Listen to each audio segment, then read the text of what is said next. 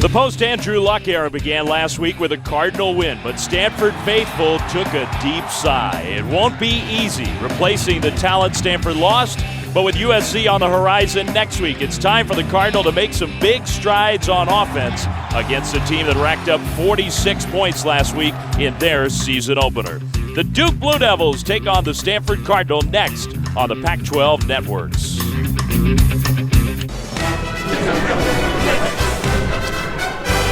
Welcome to Stanford University, one of the great tailgate scenes in all of college football. The Stanford band out in big numbers here tonight for a matchup. The Stanford players get ready for their second game of this 2012 season. Their head coach, David Shaw, will lead the Cardinal inside Stanford Stadium. And we want to especially welcome Dish customers to the Pac-12 Network for this matchup. The Duke Blue Devils have traveled across the country to take on the 25th ranked Stanford Cardinal.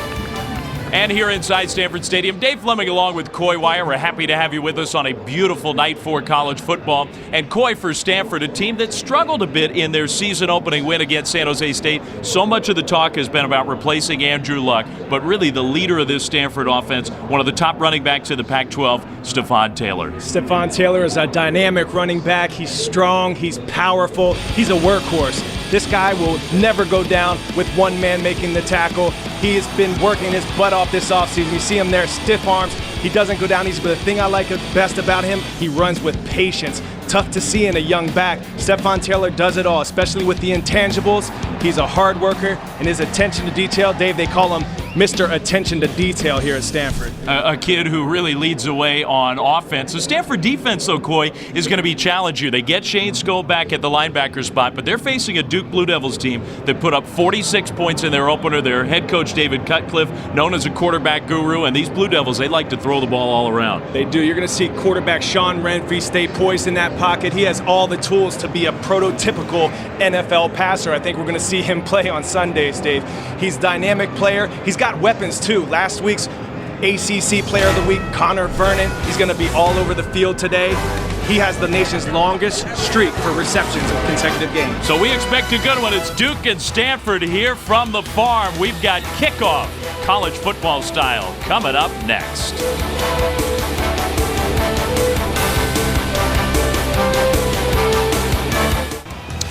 Well, the lights are on at Stanford Stadium in Palo Alto, and the Cardinal take their field. Their head coach, David Shaw, in his second year, leads the way. Stanford wearing its all-black uniforms here tonight for this matchup at home for the Cardinal against the Duke Blue Devils out of the ACC. Well, for the first time tonight, let's check in with the third member of our broadcast crew along the sidelines. Welcome, Brooke Olzendam. Brooke? Well, guys, you most likely may have never heard his name, and you won't even see it listed here on the Duke depth chart, but Stanford coaches definitely know the name Brandon Connett, and it's safe to say he's rather difficult to prepare for. The backup quarterback can play tight end, wide receiver, running back, even play a little special teams when he's on the field. Always a chance for a little trickery, some gadget plays. He was a huge factor last week in their win over Florida International. He ran for a touchdown, threw for a touchdown. He even joked he was a little upset he didn't get a chance to catch a touchdown for the trifecta. So keep an eye for number 18. Safe to say Stanford will, guys. Yeah, we'll be watching. The Blue Devils decided to take the ball after winning the coin toss, and so Jordan Williamson, the sophomore kicker for Stanford, gets this game underway from Stanford Stadium under the lights tonight. Williamson kicks off with Tim Burton back to receive, and Burton will take it just a couple yards into the end zone and decides to bring it out. Gets hit at the 15 and falls forward to near the 18. That's where the Blue Devils will take over on offense for their first possession of this game. And there is their fifth-year senior quarterback, Sean Renfree, who is from out west. He grew up in Scottsdale, Arizona, so not quite back home, but coming close to it. A very accomplished passer. More than 6,000 career yards, coming off a nice opener for the Blue Devils. And he'll work mainly from the shotgun all night long, with two receivers left and one to the right. The first play from scrimmage, and Duke moved. So penalty flags before the snap. 77 offense, 5-yard penalty, remains first down. Penalty on the right guard, Laken Tomlinson. And speaking of the Duke starting lineup, Brought to you by Esurance. The only non-returning starter is Tacomi Cofield, the left tackle. Very talented group of receivers led by number 2 Connor Vernon, who is a heck of a playmaker on the outside for Duke. Now Stanford jumps, so a second penalty flag. And we'll see if that's against the Blue Devils or against big number 99 Terrence Stevens. Offsides. Defense. 5-yard penalty. Remains first down. So that'll put the ball back at the original line of scrimmage where it will be 1st and 10. The Stanford starting lineup's brought to you by Esurance. A 3-4 look. Stevens in the middle. Ben Gardner, good pass rusher. And Shane Scove starting for the first time in about a year. Defensive backs. There's a lot of depth there for the Cardinal. They'll rotate in and out a lot of bodies in the secondary. So after 2 penalties, the Blue Devils ready for their first play of the game. It's Renfree in the pocket, gets hit as he throws, and the pass intended for Vernon is incomplete. Good pressure there, and Chase Thomas delivered the hit on Renfree. All right, as we get started here from Stanford, Coy, our principal financial group, edge to the game. What kind of things are you looking for here tonight? Well, the thing Duke's going to have to do is match the physicality of Stanford. They're bigger all across the board, especially in the offensive and defensive lines. You know, we're going to have to see also that they're going to have to get some trick plays going, steal a possession from Stanford. That last week they forced a strip on a punt. They got a turnover there. Defensively for Stanford, they're going to have to limit the gimmick. Last year, Duke emptied the playbook against them. They had a lot of wildcat and double passes last week against Florida International. And also on offense, Nunes is going to have to come alive on 3rd down this week. Crowder had the short completion, the reception from Renfree. So it's 3rd down and about 9 for Duke. First possession of the game. Stanford brings some pressure. Renfree gets rid of it, and the pass is complete, but the big hit delivered, and that stops Brandon Cadet short of the 1st down. So a nice open field tackle there. Terrence Brown delivered the hit, a gain of maybe 6 yards or so, and it'll be 4th down for the Blue Devils. Duke's going to send out the punt team. After a rough start there, a couple of penalties. Big play by the defense from Stanford to force a 3-and-out. Great way to start the football game. And Coy, you talked in our open about some of the issues that Stanford will face against this Duke team. At least at the start, Stanford looked very prepared for it. Drew Terrell, good punt returner, takes it, cuts it upfield, 35, into the open field. He makes a punter miss, and Terrell down the right sideline. He's going to take it all the way into the end zone. Touchdown, Stanford.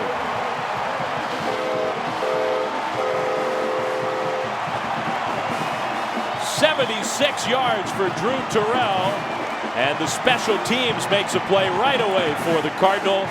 6-0 Stanford with the extra point coming. What an explosive play here. Watch when he skinnies him up right there. It's called skinny up the kicker. Make him stop his feet and then burst to the outside. He's got a caravan of Stanford Cardinal blockers leading him to the end zone.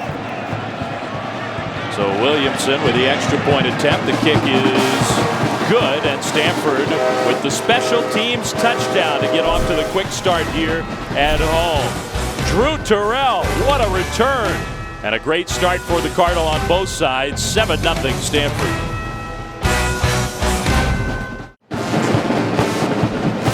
Stanford with a 76-yard punt return for a touchdown after the defense forced a 3-and-out. So great start for the Cardinal here playing at home against the Duke Blue Devils, who are looking for their first road win against a ranked opponent in 41 years. It's been a long time. Stanford special teams, though, has the Cardinal out to a 7-0 lead. Dave Fleming, Coy Wire, Brooke Olzadam from Stanford Stadium. Those all-black uniforms for the Cardinal. Jordan Williamson again to Tim Burton. Will bring out a second kick return already. And Burton had a little crease there, but it closed up. End-over-end tackle at about the 19-yard line. So a 20-yard return or so for Tim Burton. And Coy, let's take another look at the punt return for Drew Terrell. You're going to see some great blocking here on this play, specifically right here. Watch these seal blocks coming, and watch him skinny up the punter right here. Stick his foot in the ground, run straight at him, make him stop his feet, and then burst to the sideline. Done with perfection on that punt return for a touchdown. Drew Terrell, former center fielder in baseball, and David Shaw, his head coach, likes to talk about that skill set and how he thinks it translates to being a great punt returner. Handoff.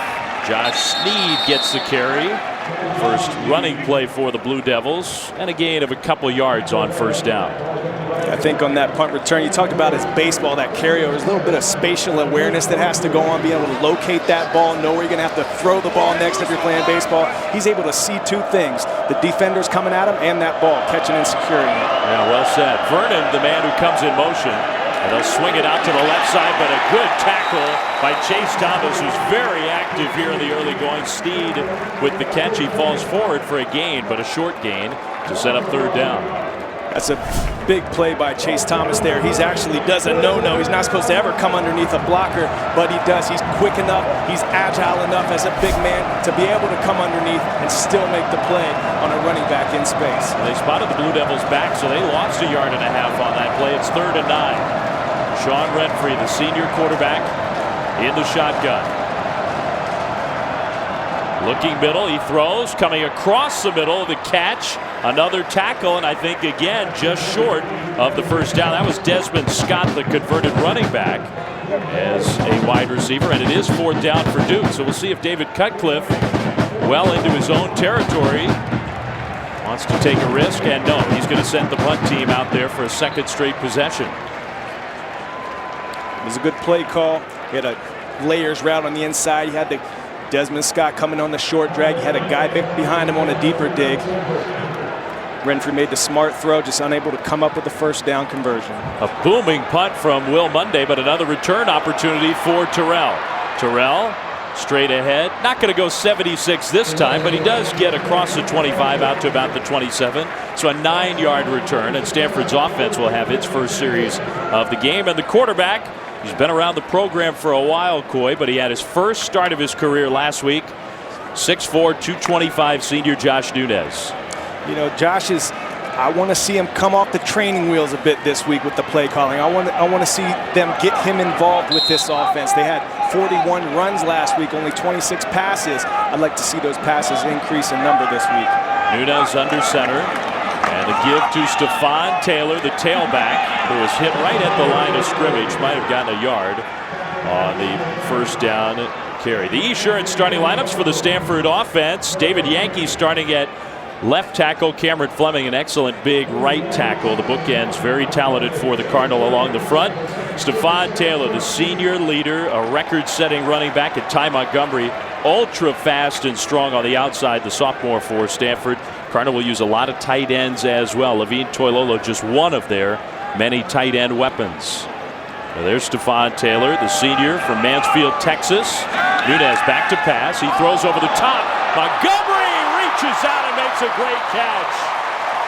He got a little separation, and Nunez laid it out there. Ty Montgomery with the catch for the 32-yard gain. It's a great double move by Montgomery. He made the DB bite. Nunez set it up and put that ball right where it needed to be. Great athletic catch by Montgomery right there. That's the type of thing that has the scouts salivating.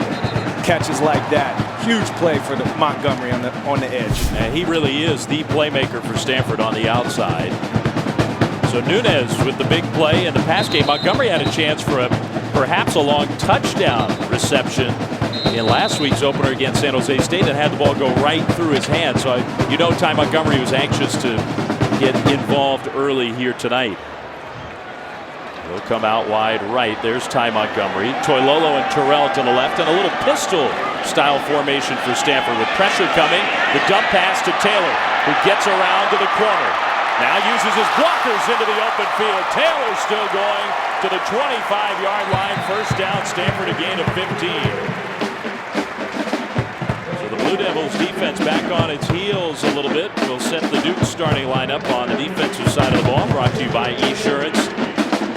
Kenny Ananiki is really the primary pass rusher, that defensive end. Unusual formation Duke uses, just the 2 traditional linebackers and then 5 defensive backs in their defensive alignment. Yeah, we call that big nickel in the league, Dave. And really that nickel back is Walt Canty, number 4. He's big enough to be a linebacker, but quick and agile enough to be able to cover receivers out in space also. It puts more speed on the field. Anthony Wilkerson, who's got a great burst, the second running back for Stanford in there, and he carries the ball for 8 yards on first down. It's Stanford wants to get Anthony Wilkerson involved. Sometimes it's tough. Stephon Taylor carries such a load, but Wilkerson, extremely talented in his own right. He really is, and they'll try to build plays around him. When you see him in the game, look for them to be trying to get him the ball, because like you said, they see flashes of brilliance out of him. Nunez under center I formation, and it's Taylor, the tailback, on second and short. Stanford inside the red zone. Taylor tried to bounce it left, caught from behind though, and the ball squirted out, but they'll rule the play down. There is Walt Canty, the guy Coy was just talking about. Pursuit from the backside, and he tripped up Taylor.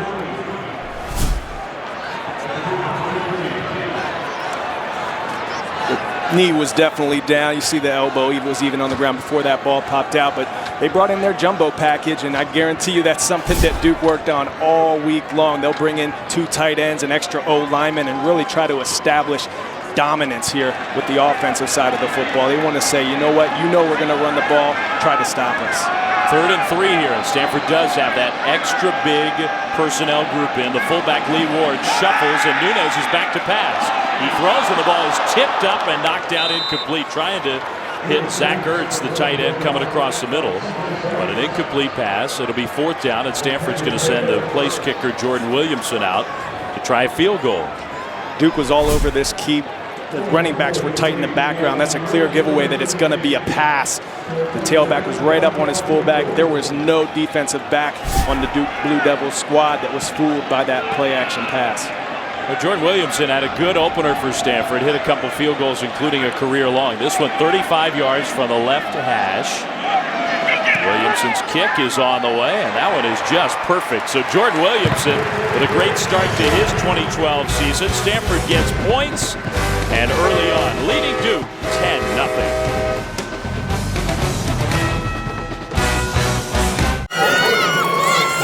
Well, just over 6 minutes in, Stanford leads Duke 10-0. Stanford's got an early candidate for Special Teams Player of the Week. Drew Terrell has a punt return for a touchdown in this one. Jordan Williamson with a field goal. And another kick to Tim Burton, who takes it right near the goal line, coming right side. Just not a lot of running room. Good special teams coverage for Stanford early in this game. Let's check in again with Brooke Olzendam. Brooke? Well, guys, this past 4th of July, this Duke team was rocked when they heard the news that one of their own had been critically injured in a jet ski accident. It had to be airlifted to UNC Hospital. Doctors didn't know if sophomore Blair Holiday would survive, let alone walk or talk. Well, miracles do happen, with teammates and coaches visiting him daily. His recovery has been slow but steady. Fellow students and teammates have rallied to help him. Shirts that read, "Play for 8, every day is a holiday," were sold to raise money for his recovery fund. It's really been miraculous. Coaches visited him in Atlanta, where he is now. Coach said it's been one of the most difficult things he's ever had to go through, but it's really brought this team closer together. Best wishes to the Holiday family from Pac-12 Network family. Jamison Crowder, good friend of Blair Holiday, who has in some ways taken his spot in this offense with the catch for 9 yards on first down. And the Blue Devils, who like to use this quick tempo look.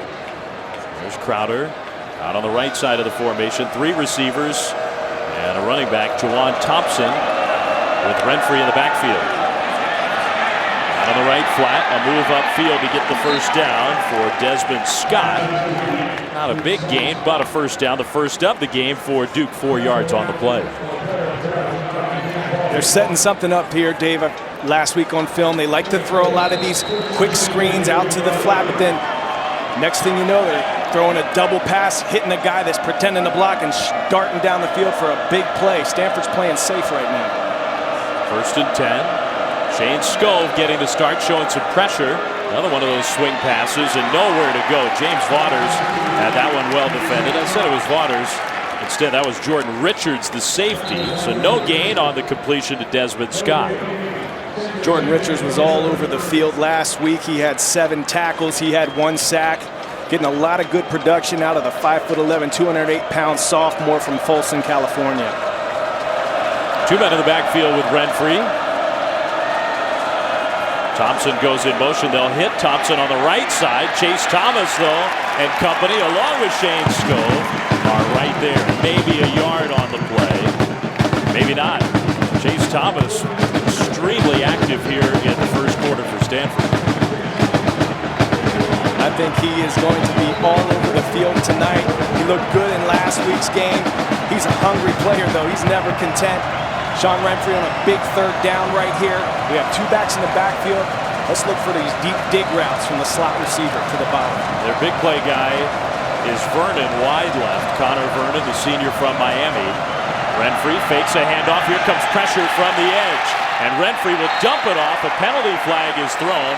Incomplete. I think Chase Thomas feels like he was held on the play. The pressure came from Uswa Amanum, who had a huge game last week for Stanford's defense. We'll see what the call is. So Stanford presumably will decline. The head referee, Michael Holding. Patlin. Offense number 73. That penalty is declined. 4th down. And Coy, Stanford's defense has to be real pleased with the way they're playing in the early minutes. Here you see the left side of your screen, the hold.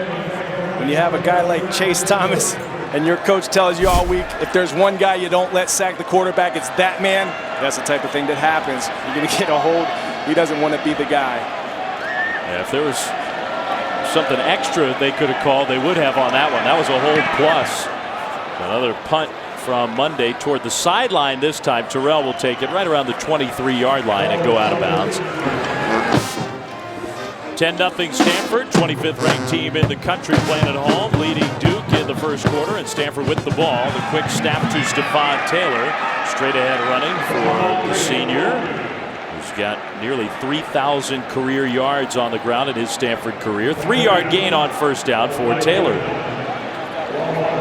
Stephon Taylor had 242 carries last year, 1,330 yards, averaged 5.5 yards a carry.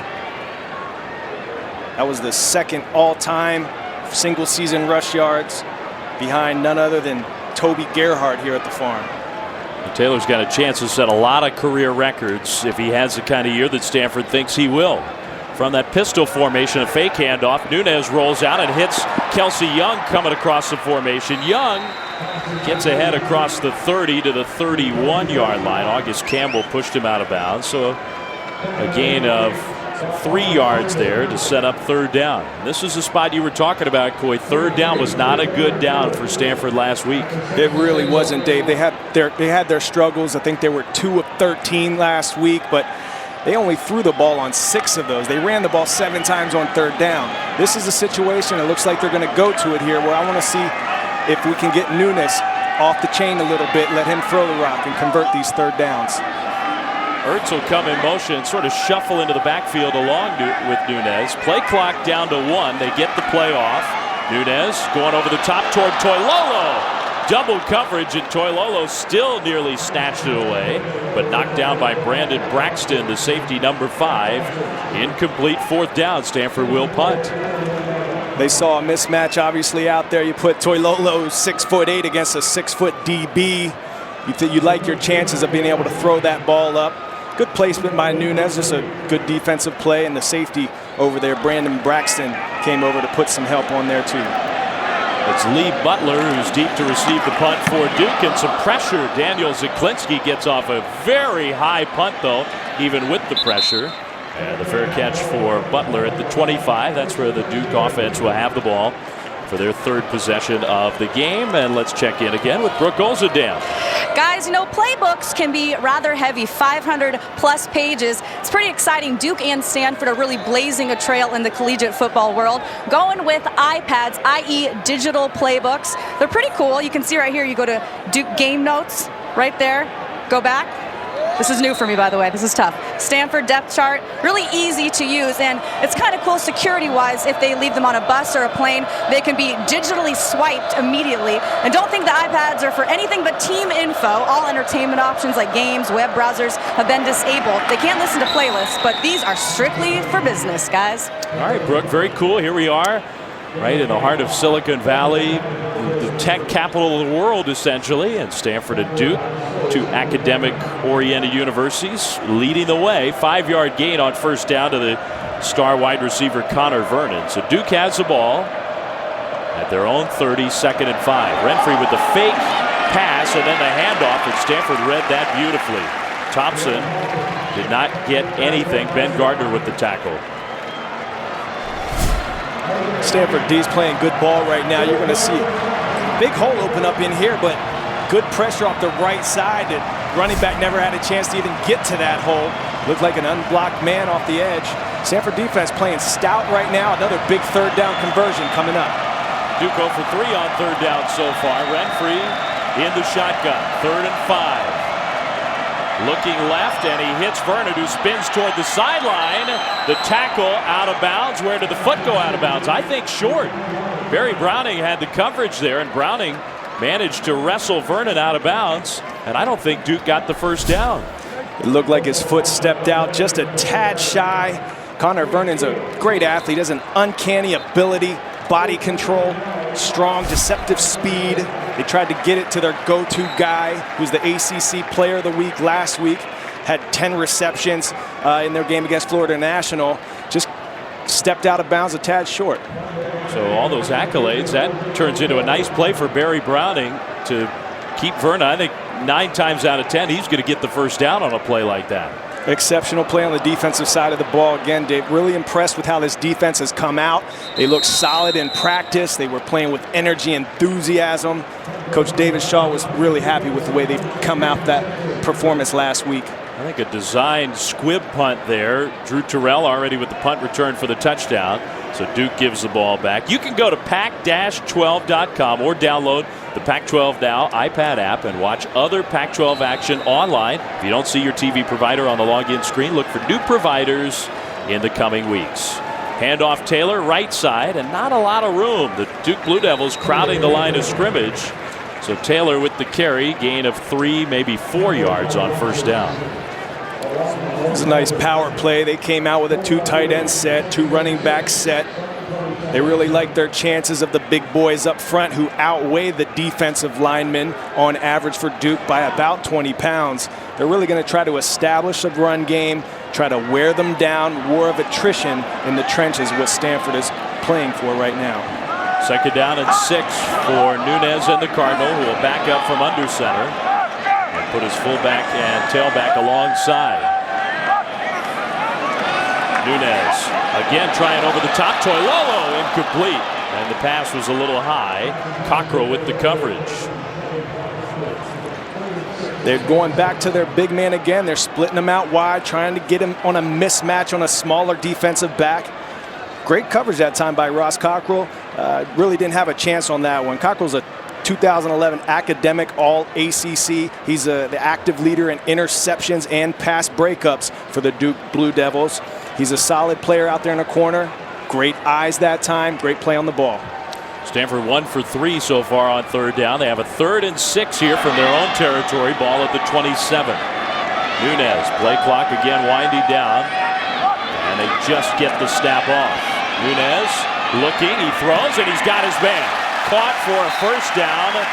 Walt Canny with the tackle, but Drew Terrell hung on after the hit.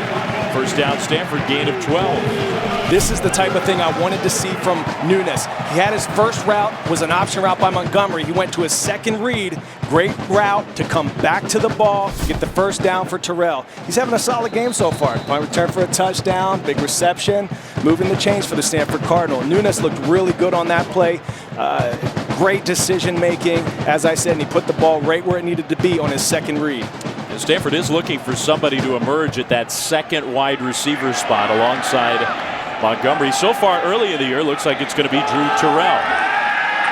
Play fake, Nunez down the middle, Ertz wide open, caught in stride and just ankle tackled as he gets inside the 20. It was Canny who got him by the ankles to prevent the touchdown, but Josh Nunez with another big play in the pass game. This one to his tight end Ertz for 43 yards. He had his pick between his big man. They ran a deep scissors route. One goes on a post, one goes on a corner. The DBs both took the corner route. Nunez saw it, identified it, took advantage, hit the strike, big play down the middle. And Ertz is a tremendous receiver talent. Taylor with the handoff on first down inside the 15 and stopped right about there for a 3-yard gain.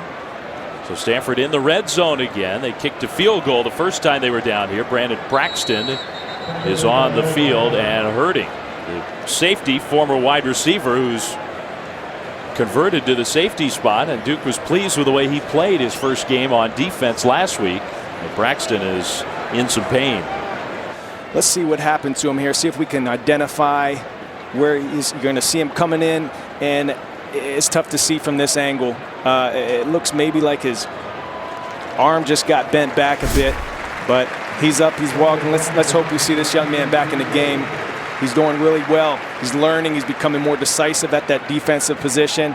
He's a special teams leader. He's 4th on the team in special teams tackles. Let's hope we see Mr. Braxton back in the game. It does look like some sort of left elbow, arm, shoulder. And Braxton clearly in some discomfort as he goes to the sideline. So Stanford with the ball, on the move. Josh Nunez already with over 100 yards through the air. Nunez playing well in the first quarter. 2nd down and 7. Taylor, the tailback in the I formation. They fake the handoff. Nunez under pressure, gets away, throws, and incomplete, knocked down. Montgomery looking for a penalty flag. Nunez showed some elusiveness there to get away from the pass rush, but it was incomplete. Josh Nunez, pretty big, strong guy. He's getting a lot of pressure from the defensive front. Number 92, you see him coming off your left side of the screen there. Nunez does a good job. We'd like to see him pull that ball down, put 2 hands on it when he feels that pressure. But he gets the ball away, takes a big hit. Another big defensive play by Ross Cockrell out there on the edge. Duke not fooled by the play action in this game, that's for sure. 3rd and 7 for Stanford. Ball at the 15. Nunez with pressure coming up the middle. Throws over the top and incomplete. Looking for Ertz, and Nunez took a hit. So the Duke pass rush played a big part there those last couple of plays. Stanford into scoring position, but they're going to have to attempt a field goal. It looked like they were just outnumbered on the front there. You had a safety blitz coming up through the middle where both running backs had assignments on the other side of the ball. Nunez really did a good job of being cognizant of that rusher, getting the ball out of there, not forcing a sack, staying in good field goal position. And he did have Ertz if he could have delivered it a little more accurately. Williamson will attempt the field goal. About a 32-yard kick, and this one is good. So Jordan Williamson is 2 for 2 on field goal tries here in the first quarter, and Stanford has opened up a 13-0 lead at home against the Blue Devils. But David Shaw, I think, a little disappointed. Twice in the red zone, twice having to settle for the 3 points. But overall, his team has played a very nice first quarter. 8-play, 77-yard drive that resulted in the 3 points for Stanford and Williamson. Jordan Williamson will kick it off deep to Tim Burton and the Blue Devils. That new rule this year, the kickoffs come from the 35. This one more of a high kick taken at the 5. And Burton manages to get right to the 20, pushed out of bounds there. The Blue Devils offense will come back on the field. We're here at Stanford. The Cardinal leading Duke 13-0. Little swing pass out to Scott without a lot of room. Gets a yard, maybe 2. Short passing game has been the bulk of the Duke offense so far. And you just get the sense that they're setting something up here, Dave. They go to the same play over and over again. Good job by Barry Browning that time on the outside of keeping his outside contained, not allowing that ball to go up the sideline, allowing his boys to come run and make a play on the football. Renfrey, the quarterback.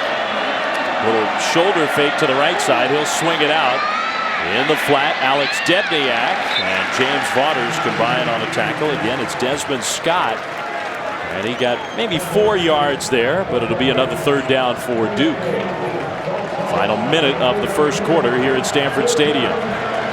Great play in space that time by Alex Debniak. Coach Shaw's really high on the way he's been playing. He's played with a high level of intensity all through camp.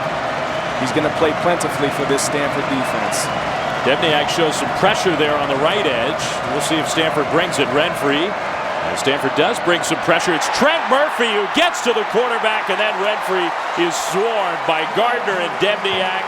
It was a group effort there for the Cardinal defense, and a loss of about 11 yards on that sack. It'll be 4th down. Duke is going to punt again. As you said, you're going to get pressure over here from Debniak, but watch the big man over here. He had a great game last week. He was all over the field. Just beats his man one-on-one. You know, got to give credit to the defensive backs, though, who caused Renfrey to hold that ball.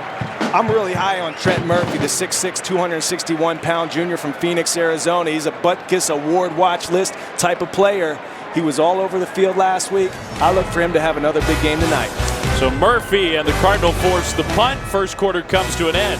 13-0 Stanford.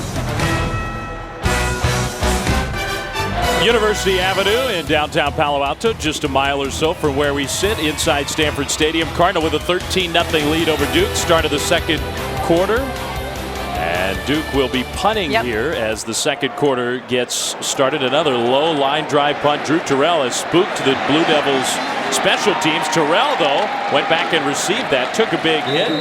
Hung on to the ball. And Terrell with another decent return. Let's check in along the sidelines with Brooke Olzendale.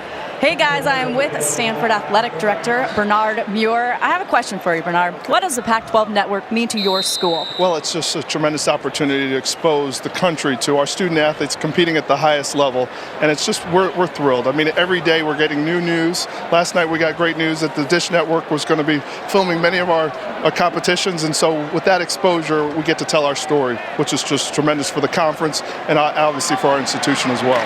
You are new to the Pac-12. How's your time been at Stanford so far? Well, I'm a month in on the job. It's been a whirlwind, but I just love being around our coaches and student athletes and our followers. So as soon as we got the word out that, hey, the network's launched, I got so much emails back just saying, when am I going to get it in my region? And so that is the storyline, at least in my short tenure here. It's how soon are we going to get this across the country, because the brand is phenomenal and it's just growing, and it's a great story across the board. Your football team, 1-0. What do you like about this team? Well, they just play so hard, and each week we're trying to get a little bit better, and then hopefully from this first half, it looks like the mission is accomplished. We've got to finish the game, but we're really excited about what's to unfold here in the weeks to come. Welcome to the Pac-12. Thank you very much for having me. Back up to you guys. Stephon Taylor out in the open, and Taylor from Nunez. Duke brought the pressure. Stanford beat it this time for a 9-yard gain after Kelsey Young had gotten a first down out of the Wildcat on the first play of the drive. So here are the Cardinals. Stanford is on the move inside the Duke 40, already leading 13-0. A lot of diversity in the play calling this week. A lot of new plays that are in this playbook. You saw Anthony Wilkerson, number 32, come into the game, getting the Wildcat. Had good production on that play. Nice little screen pass right there. Stephon Taylor working his magic one-on-one against a middle linebacker, making a miss. Now you got Taylor and Toilolo, the big tight end, to the backfield. Nunez with the throw out on the left side. Montgomery either tripped, got knocked down, whatever. Nunez asking for the flag, but the pass incomplete. It'll be third down.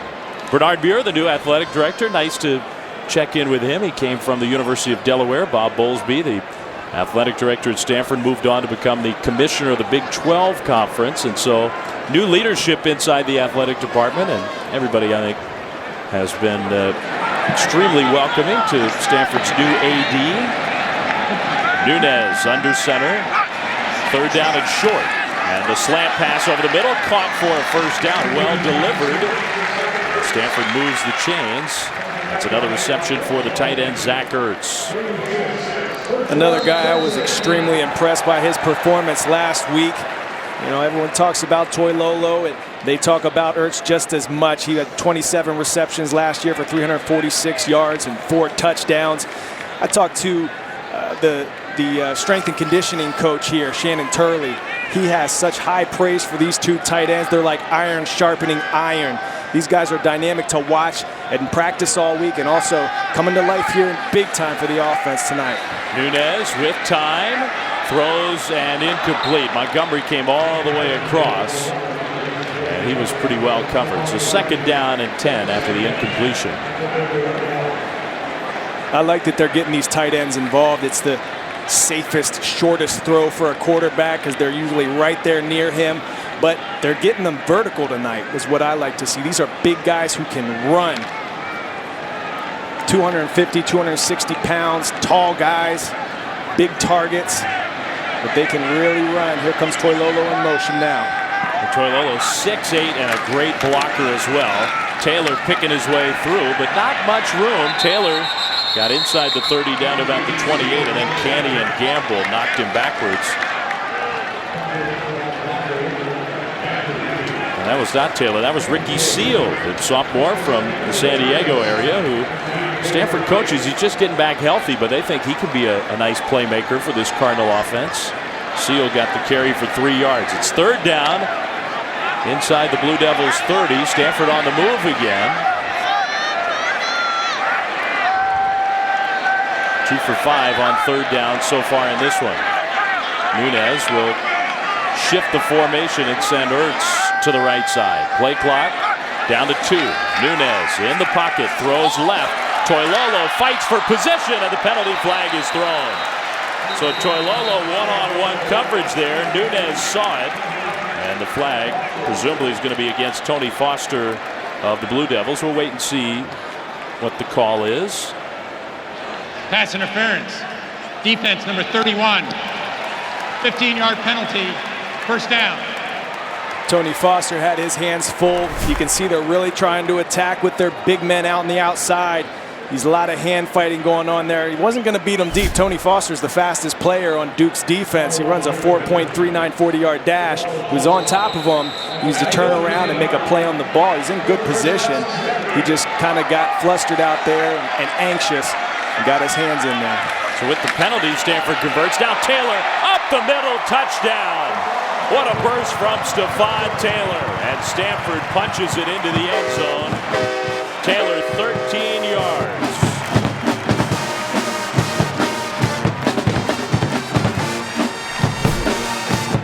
I want you to watch your fullback right there. Big lead block on the linebacker. He's hyped too. He gets a pancake block, the big man. He gets up hyped. He was the first one down to meet Stephon Taylor in the end zone too. Huge hole for Stephon to run. Great execution by the Stanford offensive line. Duke Blue Devils defensive line has had their hands full thus far. Williamson's extra point is good. The 29th career rushing touchdown for the great Stephon Taylor. And right now it is all Stanford 20-0 over the Blue Devils.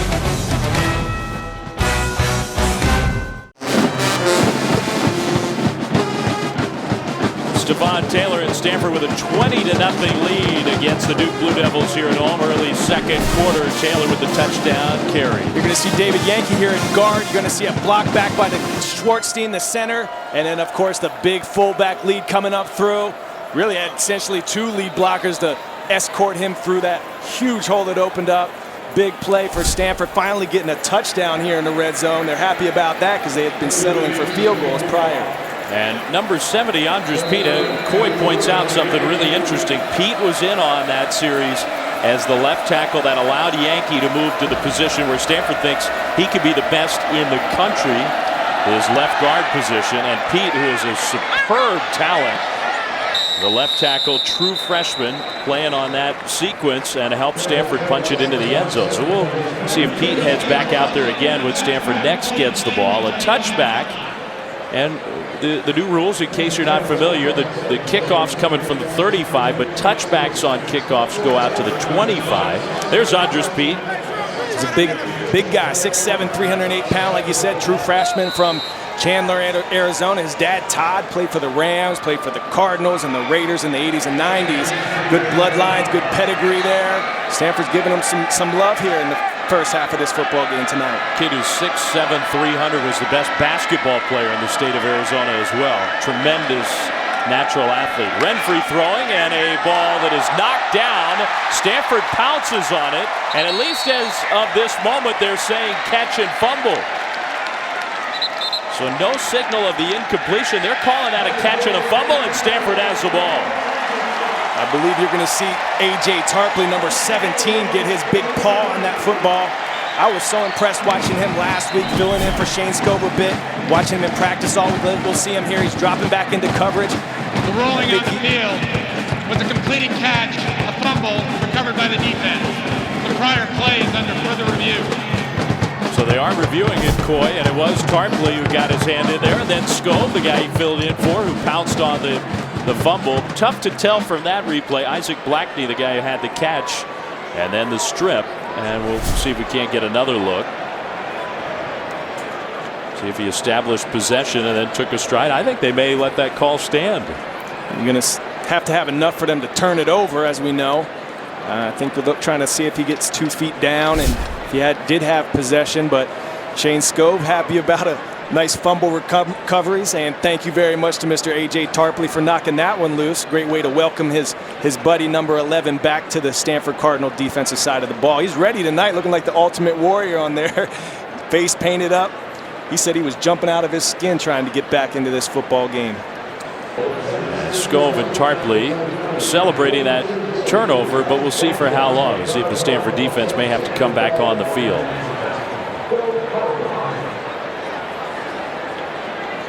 After further review, the ruling on the field is an incomplete pass.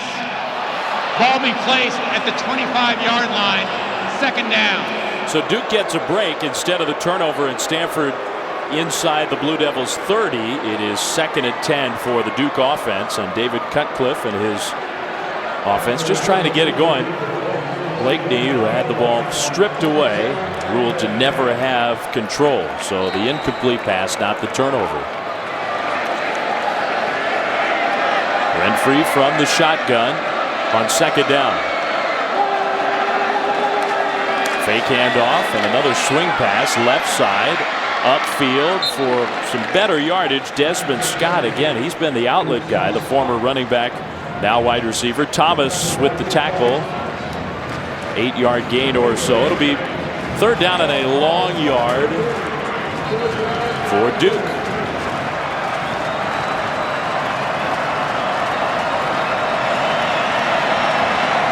Stanford defense having a heck of a first half against a Duke team that put 46 on the board in their opener against a good team. Renfree, swing play, left side and incomplete, and Thomas was ready to blow it up, I think, anyway. Intended for Jawan Thompson, so another 3rd down stop for the Stanford defense. The Duke taking a moment to contemplate, but they're going to send the punt team on the field. Definitely see a difference in the attitude and the desire of this Stanford defense this week. They're really jumping off the football field at us, flying around. Everybody, the inside linebackers going sideline to sideline. Great energy coming from them this evening so far. Well, another one of those design low punts. This one does not work as well. Stanford's going to get good field position after the ball out of bounds at the Cardinal 38. Lots of connections between these two universities. Let's find out about one of them with Brooke Olzendam. Hi guys, I'm here with Stanford head coach for men's basketball team, Johnny Dawkins. This is kind of worlds colliding for you. You're an All-American at Duke. What's this experience like for you? Well, I'm excited. You know, of course, Duke is a terrific program. I'm very fortunate to have been a part of it. And I think they'll continue to build in football just as they did in basketball. It's just a process. 37-3 at Duke. During your playing time there, what did you learn that's helped you to be a better coach? Well, for me, having the opportunity to play for Coach K and then coaching with him for 11 seasons was terrific. You know, I think I got the best education being involved with that program as anyone could get. And I'm excited about what we're doing here and what we're building at Stanford. First 4 games are on the Pac-12 Network. What can we expect to see from the team this year? Well, we're excited about the year. You know, we finished off on a positive note. I thought our guys had a very productive summer, and we're looking forward to getting going this year. We think our conference is going to be terrific, and we want to be one of those teams that continue to build and represent our conference well. Thank you very much, Coach. I know recruiting starts tomorrow. You need to go home and go to bed. Yes, I do. I'm hitting the road first thing tomorrow morning. Good luck. Thanks a lot. Back to you guys. All right, thanks, Brooke. Johnny Dawkins, head basketball coach, just watched a kid who might be able to play basketball. 6'8" Levine Toilolo with a 38-yard completion from Nunez. Stanford leading 20-0 and on the move again. And on this series, at least, Yankees back out at left tackle. Nunez a little pump fake toward the end zone, and Montgomery jumps up to catch it, but he's out of bounds. So out of bounds, incomplete. Ross Cockrose played well for the Blue Devils with the good coverage. Really impressed by Ross Cockrell on this. He's getting a lot of competition, getting in the face of Montgomery. Montgomery made a great catch, but he stepped out of bounds anyways. Wasn't going to be complete, but you know, Ross, number 6 out there, really showing his coverage skills. He's hand fighting. He's not letting these receivers get on top of him. Showing good feet, good play on the football several times tonight. Really stepping up big as the Stanford Cardinals trying to attack him on the perimeter. Kelsey Young goes in motion. And Nunez at the line of scrimmage making an adjustment. Play clock. And they just got the play off. Taylor left side gets a block upfield. Spins through one tackler. Still on his feet down near the 10-yard line. 14 yards for the senior Stephon Taylor. Doing a great job. He never lets one man bring him down. Watch the big dynamic duo here, the tight ends. They've been catching the ball all night, but they say, you know what, we're going to block for you too, Stephon. Stephon sees, again, that patience, getting through the hole, letting the play develop, and then he's got the power, he's got the strength to make a man miss, to break a tackle and get extra yards after contact. Good point by you, Levine. Toilolo, he blocked 2 different Blue Devils on that play. Has totally cleared the lane for Taylor. It's first down, not and goal. Stanford can get a first down at the 1. Going to the end zone, and Nunez had his man. He threw it behind Zach Ertz. That would have been a touchdown. Just missed him there. That's one of those plays that they work on all week long and say, get to the spot. It looked like Nunez was thrown to a different spot. He had a different spot in mind that he remembered than Ertz did. But great route by Ertz on that play. They just kind of a misunderstanding of where that ball needed to go on that play. Yeah, I'm going to stop at the 5. Toilolo, the tight end, on that left side. And again, Yankee and Wilkes, the left side of the offensive line for this series for Stanford. Nunez hits his man Montgomery, cuts it upfield. Montgomery to the 5, and it hit hard there. It'll be 3rd down and 4 for Stanford after the 6-yard gain. Justin Fox made the tackle. Defensive end for Duke. And another Duke player is down on the field and hurting. Well, Stanford last year with Andrew Luck at the helm, of course, had another great year. Top 10 finish and could have been even much higher than that. Missed a field goal in the Fiesta Bowl. Cost Stanford a win against an outstanding Oklahoma State team. They went to Duke last year, 2nd game of the year, and at halftime it was very much a contest. Andrew Luck had thrown an interception, was getting hit hard. The Blue Devils were playing very well, hanging with the highly ranked Cardinal last year. And this season, it's been a much different story here in the first half. It has been all Stanford basically right from the start. Really has, and give credit certainly to the play callers. You see Shaw right there talking with Nunez. They've been doing a great job of showing some different looks this week. You see Pep Hamilton up there in the booth getting his plan ready. They're really attacking in different ways than we saw last week at San Jose State, which is nice to see. But also you got to think about the defense of Duke. They had 98 snaps on defense last week, as we've learned with our Coach Cutcliffe interview earlier in the week, Dave. And you see them down there with their hands on their hips, and a war of attrition, as I said, was big boys up front for Stanford have really been mauling that defensive line thus far of Duke. Austin Campbell was the injured player. He left the game. 3rd down. Stanford can get a first down. They'll lob over the top. Toilolo! The jump, but incomplete. He's knocked out of bounds.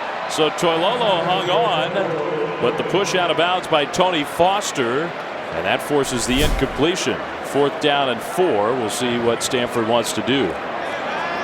Nice little stick to the inside and fade to the outside for Toilolo. Great placement of the football. Just couldn't get that toe down in time. Good defensive play.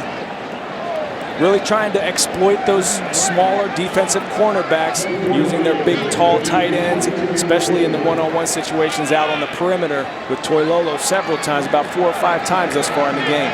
Jordan Williamson already 2 field goals in this one from short range. He knocks it through for his 3rd of the first half. 23-0 is the Stanford lead. Still 8:52 to go until halftime on the farm. Some young Stanford fans very pleased with what they've seen from their Cardinal, wearing the all-black uniforms tonight. Jordan Williamson has had to work hard. Field goal kicking, kickoff kicking, and another touchback for the Stanford kicker. How about our Coors Light freeze camp? Stanford got the scoring started with that man, Drew Terrell Coy, on special teams. How about a little love for the unsung heroes, the special teams guys, the guys that never really get any. There's number 40, Joe Hemscott, right there with the big bone-crushing block. And the rest is just all ability by Drew Terrell. He skinnies up the punter right there, make him button up his feet, puts a move down the sideline for a touchdown. 76 yards. That got Stanford its first touchdown of the game. Duke trying to get the run game going. It has been non-existent. Now some shoving after the whistle. Trent Murphy was not going to let go of Jawan Thompson there. The carry for a yard on first down for the Blue Devils. Duke has had 1 first down in this half. Yeah, they're going to have to do something to try to get some momentum flowing. One guy that we haven't seen yet, Brooke mentioned earlier from the sideline, Brandon Connett has not been in the game yet. Renfree Pressured, throws out short left, and the pass is caught, but Crowder forced out of bounds. So a gain of 3 and another third down coming up. The Blue Devils just 1 of 6 on third downs in the first half. That's a good percentage. If I'm a defensive coordinator sitting up in the booth, I like what my guys are doing on third down right now, putting the ball back in the hands of Josh Nunes and the offense who are really moving the ball. Big 3rd and 8 right here. Let's see if they can get off the field once again. 3 receivers tightly bunched on the right side, and all alone up left is the standout Connor Vernon. Renfree pressured from behind, throws, and it's up and incomplete. Thompson had the ball go through his hands, and again, it was not going to matter. That play was well defended. That was not going to be a first down, even if the pass had been caught. They're really just trying to get this ball out quick in the flat, let a player make a move in space, but I really think they're trying to set up a double pass. And in fact, I've seen 2 times now where you did have that outside receiver take off down the field, but Stanford's defense is just swarming, not giving that guy any time to even set up, to even think about passing the football. Yeah, if you're setting something up, it's about time to use it, because Duke is down big here. A more standard punt to Terrell, who will let it bounce and kick out of bounds. That was a better job by the punter Will Monday, but Stanford's going to get the ball back, and the 6th 3-and-out for the Duke offense. 6 times Stanford's defense has forced a 3-and-out in this first half. The total yardage 221 for the Cardinal and only 46 for a Duke team that feels like it's got a chance to have a great offensive season, but it's been Josh Nunes and his Cardinal as they take the field who have been moving the ball. Derek Mason has to be extremely happy with the way this defensive football team is playing right now. You know, they held Duke to 30 net yards rushing yards last year, and they're dominant once again thus far in the game. Nunes under center on 1st and 10. And the handoff to Stephon Taylor could not get away from that initial hit. So a short gain on 1st down for Taylor and the Cardinal. That was Austin Gamble, the middle linebacker, whom David Cutcliffe told us has really been playing well. He thinks Gamble's ready for a big year. Gamble's a big guy. He's been flying around the football field so far tonight. Had a couple one-on-one situations with Stephon Taylor, and he's holding his own. He had 43 tackles last year, 5.5 of them for loss, 2 sacks, 3 quarterback pressures. He's a playmaker at 6'4", 230 pounds from Western Florida. The senior, one of the leaders for Duke on defense. A delayed handoff. Taylor makes one man miss, trying to get to the outside, and Taylor could not quite do it. He gets near the first down. He may in fact have it. Walt Canty spun him around and made the tackle. I think he got 10 yards and got the first down. See where they spot the ball. Stephon was supposed to go up in the middle there, but his vision is just outstanding, and he's got deceptive quickness. He's got such a stocky build, and he is a powerful, strong runner, but he's got the ability to make some guys look silly out there. We've seen it a couple times tonight. So Stanford converts a 1st down. A little breathing room in terms of the field position out to their own 28. And Taylor, the workhorse, stays in the game with a fullback in front of him. Stanford loves to use the fullback, maybe more than any offense in college football these days.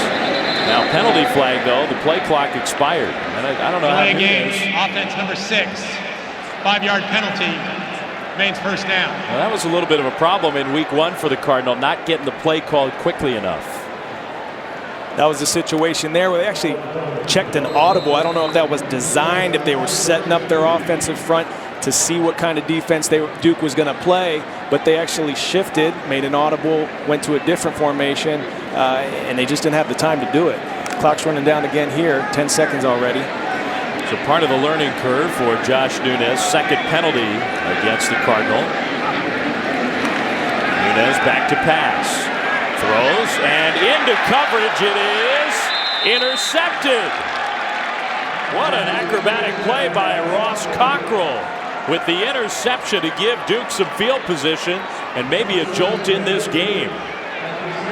Ross Cockrell played this play to perfection. It was a flat 7 route for the Cardinal. Nunes dropped back, and he's got to read that cornerback. If the corner jumps up on the flat route, go ahead and hit your corner. But that time, Ross Cockrell played that deep to short, just as the way they teach you to play it, and was able to come back and steal one for Duke Blue Devils, who are now in Stanford Cardinal territory. What an acrobatic play there after the ball popped up to snatch it out of the air and get the turnover. David Cutcliffe talking with the officials, and Duke's going to have to call a timeout. So before they snap the ball, timeout Duke. Blue Devils maybe some momentum, trailing 23-0. A day that has been filled with some surprising results. Oregon State, Pac-12 program, looking to turn around what was a very disappointing year last year. They beat Wisconsin earlier today in Corvallis. How about UCLA down at the Rose Bowl? They beat Nebraska. Huge day for Pac-12, and we love to see that out here on the West Coast. Oregon State's defense was playing with their hair on fire against that Wisconsin Badger run game, and Monty Ball, the Heisman finalist last year. Pac-12 guys came out to play this weekend. Big game going on at LSU right now. We have Arizona, you said, also is playing pretty well right now. So good stuff going on, and Stanford holding their own here in the first half of this game against Duke. But the turnover has given the Blue Devils field position. Here's Connett on a trick play. They're going to hit the running back out of the pattern, Thompson. So they use Brandon Connett, the second quarterback who also lines up as receiver. And they get 12 yards. So Stanford's defense played that fairly well. They sure did. I mean, the play took a long time to develop, and you see a great play there by number 6, Terrence Brown, staying home, coming up to make a good play on what it could have been a disaster. But Stanford knows when number 18, Brandon Connett, is in the game for Duke, they have to respect it. They know something's up. He's jogging off the field now, but anytime he's in the game, you're going to see something. You're going to see a wildcat formation. You're going to see a double pass. He's a modern-day Slash. He's 6'2", 225 pounds. He's a phenomenal athlete, but he can play quarterback, running back, wide receiver, tight end. Phenomenal weapon for the Duke Blue Devils. They lost a yard on that last reception. Vernon on the end around. They give it to Connor Vernon, who cannot get to the corner. Jordan Richards, the safety, came up and got the hit on Vernon. And I think either no gain or maybe even a half a yard loss there. So third down coming up for the Blue Devils. Stanford's done a great job in covering Connor Vernon, the big playmaker for the Duke Blue Devils. That time our boy Uswa Amanam, great job of staying outside. He got outside, but he made it belly back enough to give his guys time to rally and run and force Vernon out of the play. Last 4 minutes plus of the first half. Duke with its best scoring opportunity here, but 3rd and 11 for Renfrey. From the shotgun, Duke picks up the pressure, and the pass complete across the middle. The tackle by Scove, really nice play against the tight end David Reeves with his first catch, and Scove prevented the first down. 6'5", 250-pound redshirt freshman David Reeves will come on a drag route across the middle. Scove got a little antsy there, lost his inside leverage, but did a great job. The athleticism taking over to come and catch him from behind and stop him short of this big 4th down. So 4th down, and the Blue Devils not kicking the field goal. They're going for it, and they'll use Connett in that almost like a wildcat formation. Connett fakes a handoff, pressured, flings it up, and it's incomplete. So the pressure came, and that forced the hurried throw. Ben Gardner got the pressure on, and then Scove was out in coverage. Stanford's defense holds. Again, you see Connett was hiding behind Renfrey there. Renfrey motions out. Connett tries to get the ball, but Ben Gardner, phenomenal play, relentless in his pursuit to the passer there. Scove getting underneath it. They tried to make something happen. They're trying to make some things work, but this stout Stanford defense wasn't having any of the trickery, stopping the gimmick, one of their keys to success for winning this game on the defensive side of the ball.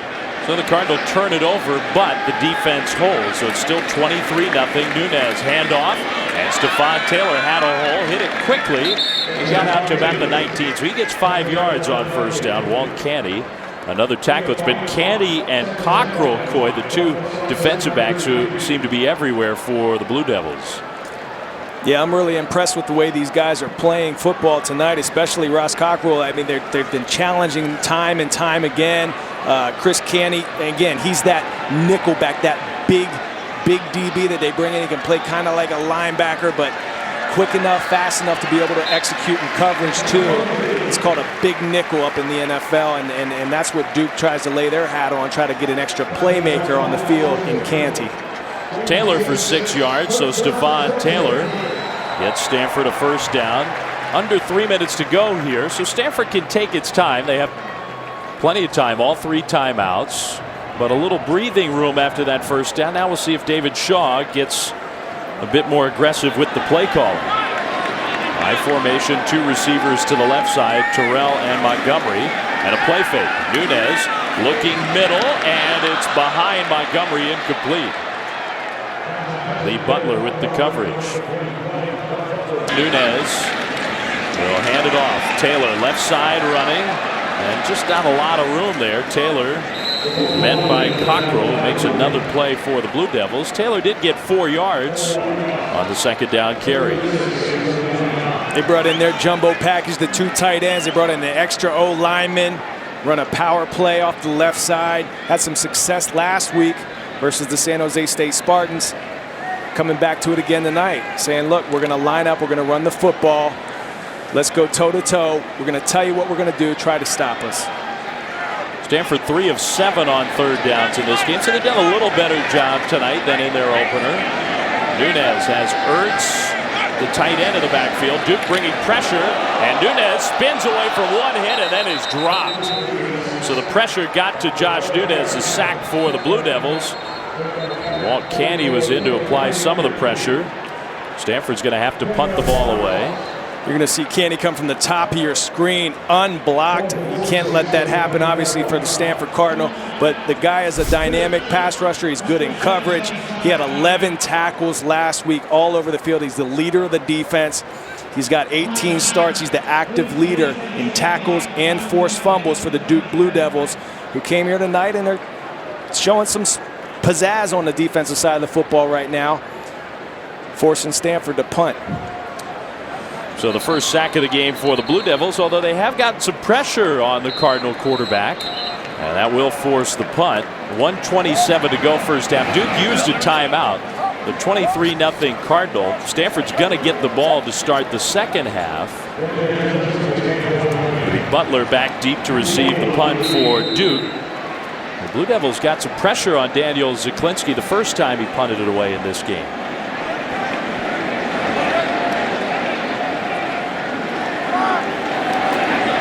Zaklinski gets this one off, kind of end over end, and Butler will take it at about the 41. Butler trying to get to midfield, and he'll get close, so Duke has more good field position with 1:15 to work with, down 23-0. And let's go back to the sidelines with Brooke Olzendale.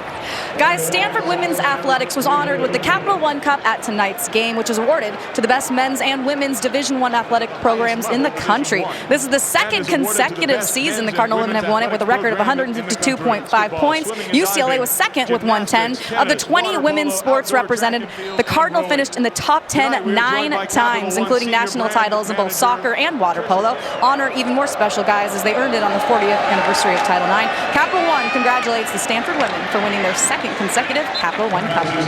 More good defense from Stanford there, and indeed congratulations to Stanford athletic program with great tradition across the board in women's athletics. Lancaster the tackle, 3-yard gain. Duke hurrying up here. Renfrey throws down the field, and Vernon open really for the first time in this game. Connor Vernon makes a catch. Pushed out of bounds inside the 30. The clock will stop with 50 seconds. Vernon, who had the huge game in week 1, has been quiet tonight. You're seeing that cover 2 that we talked about earlier, where Duke played it well. The corner played it deep to short. This time, Stanford's corner, Barry Browning, got pulled up on the flat. Play it deep to short. Give him the short pass. Take away the deep one. Now pressure, Renfrey squirts through, and he's going to run. He'll go into a slide. Stanford has a couple defenders collide with each other. Clock still moving, now under 40 seconds to go. 6-yard run for the senior Sean Renfrey. Duke trying to get on the board here at the end of the half. Left side, and that play will go out of bounds to stop the clock inside the 20 down to the 16. Pass reception for Isaac Blakeney. David Cutcliffe trying to get his team some sort of momentum before heading into the locker room. Stanford's defense has been stout in the first half. Renfrey pressured, hit as he throws, and it's incomplete. Off the hands again of his receiver. Renfrey took a shot, though. They were in zero coverage there, Dave. Someone's coming free. Renfrey knows he's got to get this ball off quick. You're going to see right there is our man, A.J. Tarpley, coming up. When they come with a zero blitz, there's going to be one man unblocked. Fortunately for the Stanford defense, it was the closest guy to the quarterback. Had to get that ball out quick. Second down for the Blue Devils. 26 seconds to go in the half. Renfrey has time this time. Short over the middle. And there's that man, number 17, Isaac Blackney again. Timeout, Blue Devils. Clock stops. 18 seconds still to go. Short gain of 3, maybe 4 yards on the pass play. So the Blue Devils called the timeout to stop the clock and set up a third down play. And who knows, maybe Blue Devils will take a couple shots at the end zone here, trailing by 23. You'd think they'd have to. They're not going to play it safe now. They need to get a strike, especially with Stanford getting the ball back to start the second half. Really doing a good job of picking apart this Stanford defense, who last week was outstanding in the 2-minute drill at the end of the first half against San Jose State, and then at the end of the game. In the 5 plays of the last drive, Stanford last time, they had 4 3-and-outs. And on their 5th play, it was an interception by their safety to seal the victory. But right now, Duke's doing a great job of marching down the field against this defense, who's played well all night long. There's a coordinator for Stanford, Derek Mason. First year as the sole defensive coordinator. Last year shared the job with Jason Tarver, who now coordinates the defense in the NFL for the Oakland Raiders. So Derek Mason, big part of this Stanford staff. His defense on the field, 3rd and 6. 19 seconds to go until halftime. Renfrey in the shotgun. Zero coverage again. Here comes some pressure. The throw incomplete. Well, Stanford forced Renfrey to retreat there, and backpedaling, he threw it low. And the Blue Devils decide they're going to take some points if they can get them. Their field goal kicker, the true freshman from Ohio, Ross Martin, who kicked his first field goal last week. His collegiate debut. Martin will line up near that left hash mark right at the 20-yard line. So it'll be a 30-yard attempt as the Blue Devils try to get some points before the half comes to an end. The hold, Martin's kick is on the way, and it is good. So Duke had good field position, and they turned that into their first 3 points of the night. Still 12 seconds to go until halftime. Martin converts the field goal. It's 23-3. Place kicking last year cost Duke big time. They had an extremely erratic year on special teams, and they're hoping that the true freshman Ross Martin can help correct that problem. Some Duke fans, some traveled across the country from Durham here to Palo Alto, some Bay Area Duke alums here to support their Blue Devils. It's a battle of a bunch of smart people tonight on the field and in the stands. I wonder what the average IQ and GPA is in this stadium right now. Well, you do have 2 of the top academic schools in the country, and 2 schools that have had their share of athletic success as well. Duke's football program, though, has not had all that much success. And David Cutcliffe, a very accomplished head coach, is feeling like he and his program are building towards some more sustained victories, and hoping that this is a big season. They've had a hard time here in this one. It's the true freshman Alex Carter back deep to receive for Stanford. 12 seconds on the clock. And a little squib kick. Up man's going to take it. And Stanford will bring it across the 30, across the 35, near the 40-yard line. So the Cardinal with 7 seconds on the clock and timeouts. Who knows, maybe a chance. There's the younger brother of Shane Skov, Patrick Skov, who Stanford thinks can be an excellent fullback. Showed some running skills there. Maybe David Shaw encouraged to take a shot, although it doesn't look like it based on the formation. Looks like Stanford's going to be content to take a knee and go into the locker room. And they are. So the final 6 seconds will tick off. Stanford has to be pleased with the way the first half went. Right from the start, the Cardinal with the team in control, and Josh Nunez and his Cardinal have a 23-3 halftime lead as the 2 teams head to the locker rooms. Well, the Blue Devils get that field goal near the end of the first half to get something positive on the board. Stanford will have the ball at the start of the second half, and maybe that also influenced the decision of David Shaw not to take any sort of chance there. with those final 7 seconds on the clock. Stanford players waiting to let the Duke team clear its way into the locker room. And then Stanford will head to its locker room through that south tunnel at Stanford Stadium on what has been a beautiful night.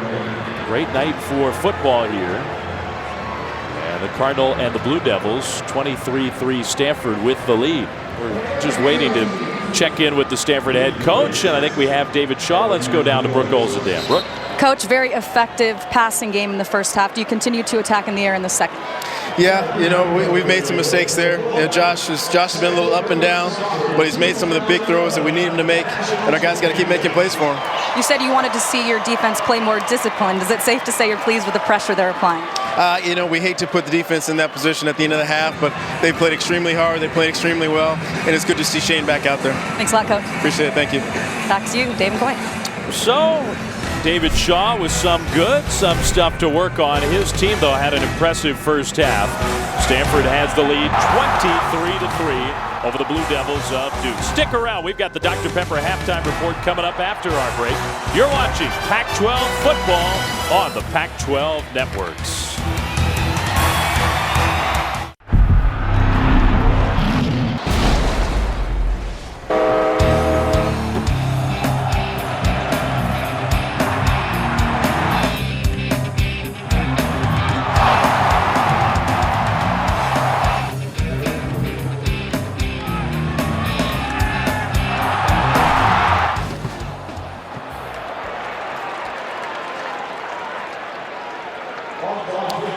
Well, Duke started the second half kicking the ball away to Stanford, tried an onside kick, and the Stanford special teams looked prepared for it. Stanford thinks it has the ball. Duke fighting for the ball at the bottom of the pile. So the Blue Devils, as they get this thing sorted out, Stanford has the football, and the officials now make it official. It is Stanford ball. So Jarek Lancaster, and he may have had to fight at the bottom of that pile. The Blue Devils trying to take Stanford off guard to begin the second half.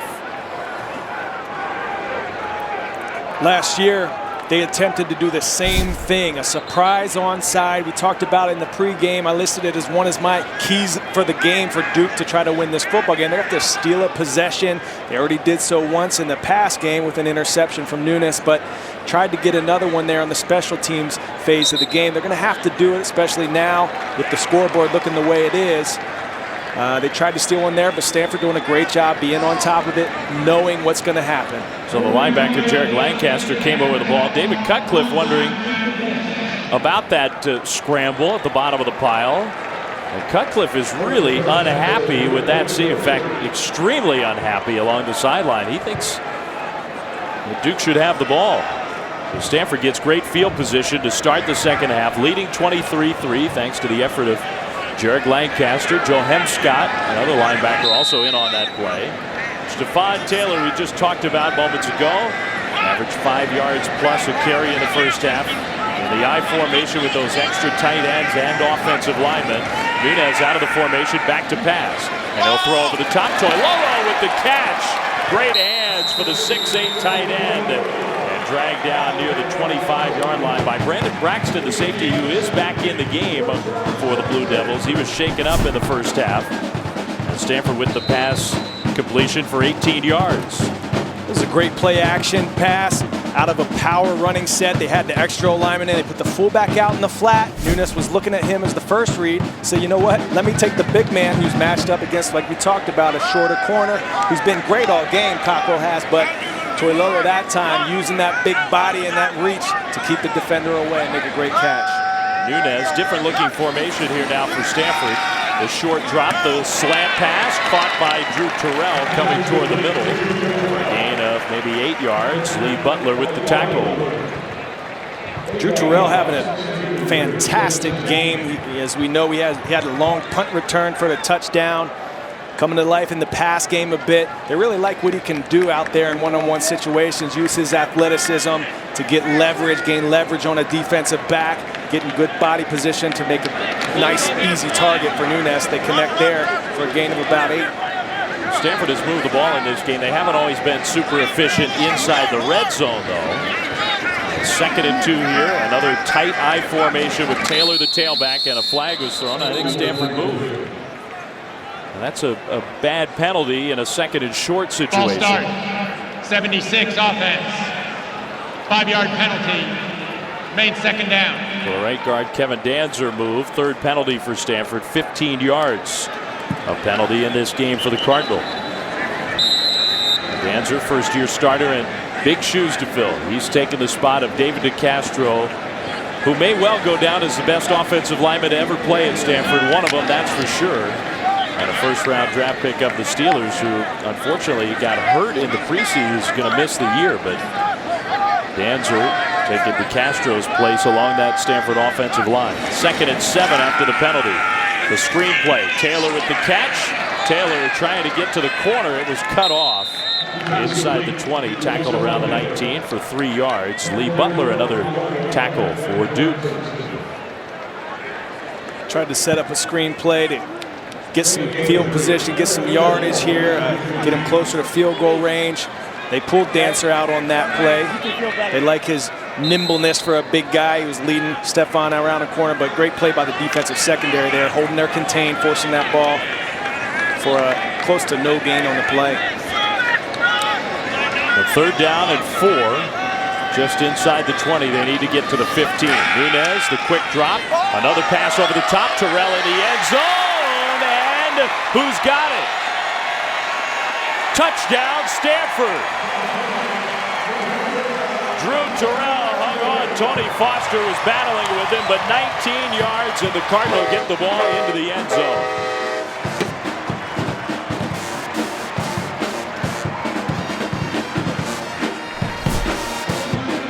Great protection here. They had trouble in the first half. They give Nunez all the time in the world to get this ball off. He puts it up for his guy to make a play, and this was close. They both seemed to have that football. I don't know how they determined that it was going to fall in Stanford's favor, but a great play again by Terrell, showing up in the pass game. Big night for number 4 for Stanford. Tie goes to the offense. The officials blow the whistle. Simultaneous possession and a touchdown. The prior play is under further review. So they will review it, and again, if simultaneous possession occurs, the offensive player has the ball. Terrell and Foster battling for it, and I don't know how they're going to determine anything other than the way they called it. Yeah, that looks accurate. That's a situation there where those bicep curls come into play in the weight room. They were wrestling for that football. But great concentration. The credit to Nunez there for trusting his wide receiver to come down with that football. After further review, the rolling on the field stands. Touchdown. Jordan Williamson for the extra point. Stanford gets to 30.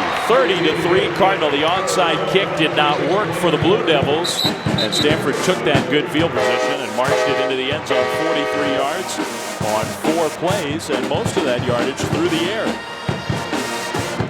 Nunez is doing a great job of giving his receivers an opportunity to make plays. We've seen him throw the ball up all night to Toy Lolo, and they split him out wide and match him up against a cornerback. Drew Terrell has done a great job tonight coming to life in 2 phases of the game, pass game and the punt return touchdown. Of course, we know he's having a huge night, probably a night of his career. He had 3 receptions for 33 yards last week and the touchdown like you mentioned, Dave. Nunez getting some confidence, seeing him more poised than that. You see him laughing there, talking to his coach, say, yeah, coach, I know I could have put it a little further for him, but touchdown for the big guy. You like seeing that, seeing him come into his own a bit here in the post-Andrew Luck era. And I think, Coy, one thing to note about those numbers, the 210 yards, Stanford last week had even more completions than they have tonight, but for far fewer yards. Stanford's taken some more shots in this game down the field. Yeah, vertical passing game attack tonight. Last week we saw a lot of hitch routes, we saw a lot of drag routes and passes out into the flat. That's what I meant pregame by taking the training wheels off Nunez, and that's what they're doing. They're letting the dog off the chain, letting him try to take shots downfield, let their playmakers make plays, and that's what we needed to see from this offense. Burton with the kick return, a penalty flag thrown on the play. So we'll see on special teams, typically against the return team. We'll get the official ruling. During the return, illegal block in the back. on the receiving team. Half the distance to the goal. First down. Now Duke will get the ball. Not a great start to the second half for the Blue Devils. Brooke Olzadam talked to the Blue Devils head coach coming out of the locker room. And let's send it down to Brooke. Brooke? Hey guys, well earlier today at halftime they honored the Stanford women's soccer team. It was a pretty cool experience. They were national champions here. I'm with Alina Garcia Mendez. Very exciting, and what you're mostly excited about is the bling, am I right? Yeah, definitely. It's just like a dream come true. It's awesome. What was the experience like winning a national championship? Every athlete dreams of it. Right, yeah. I mean, you know, when you're little, this is the stuff you dream about, and I mean, it wasn't a easy road, and leading up to the national championship, it was very stressful. You know, everyone is trying to get better at practice on the field, and it's definitely a team effort. Pac-12 Networks is showing many of your games. Do you think women's sports is getting the pub it deserves? Absolutely, yeah. Thanks to the Pac-12 Network, it's been getting the publicity, and you know, parents who are across the country are able to tune in and watch, and especially with what the U.S. women's team did in the Olympics, it's just been phenomenal. And you have a game tomorrow, coming off a huge win last night on the Pac-12 Networks, which you had your first goal with not her head, with her foot. She's a defender, but she's had 4 goals. Congratulations. Good luck tomorrow. Thank you so much. Back to you guys.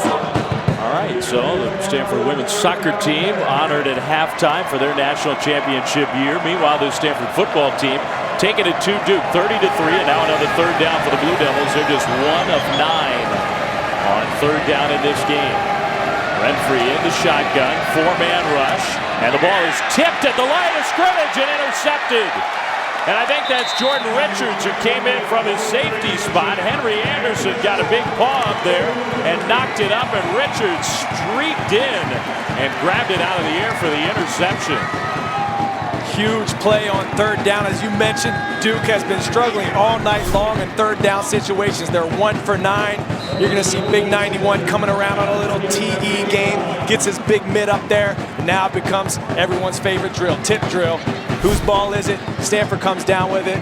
Looking like they're in great position to score now. Inside the 10-yard line for Duke. It's getting ugly. It's all gone wrong for the Blue Devils at the start of the half. The onside kick that failed. Stanford got the touchdown on that drive. Now the turnover. Cardinal a little shovel pass play, and Taylor almost broke that tackle. Got inside the 5. Stephon Taylor just tripped up. 5-yard gain. Great job of pulling by the guard, 76 Kevin Dancer, the big 6'6", 298-pound redshirt junior. We talked about him earlier today from Saratoga, California. They pulled him on that play to the left side, leading Taylor through there. Big gain coming up through inside the 5-yard line now. Second and goal, Stanford 5 for 5 in the red zone, but only 2 touchdowns so far tonight for the Cardinal. Nunez, lob over the top, Toilolo caught, gets the foot down, touchdown. Well, they've gone back to that play over and over again. Toilolo just too big. And another touchdown pass for Nunez.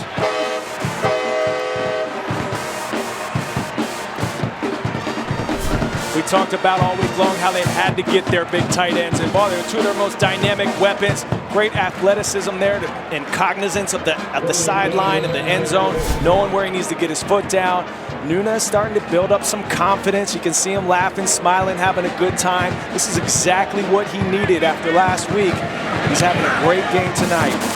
Extra point through for Williamson. Stanford pouring it on now. 10:41 still to play in the third quarter. And the Cardinal have come out swinging here in the second half. Stanford 37, Duke 3.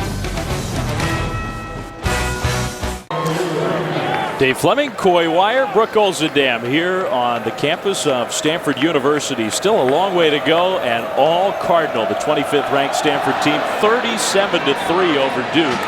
And Jordan Williamson has been doing that all game. Excellent on the kickoff game. He's been solid as the Stanford place kicker.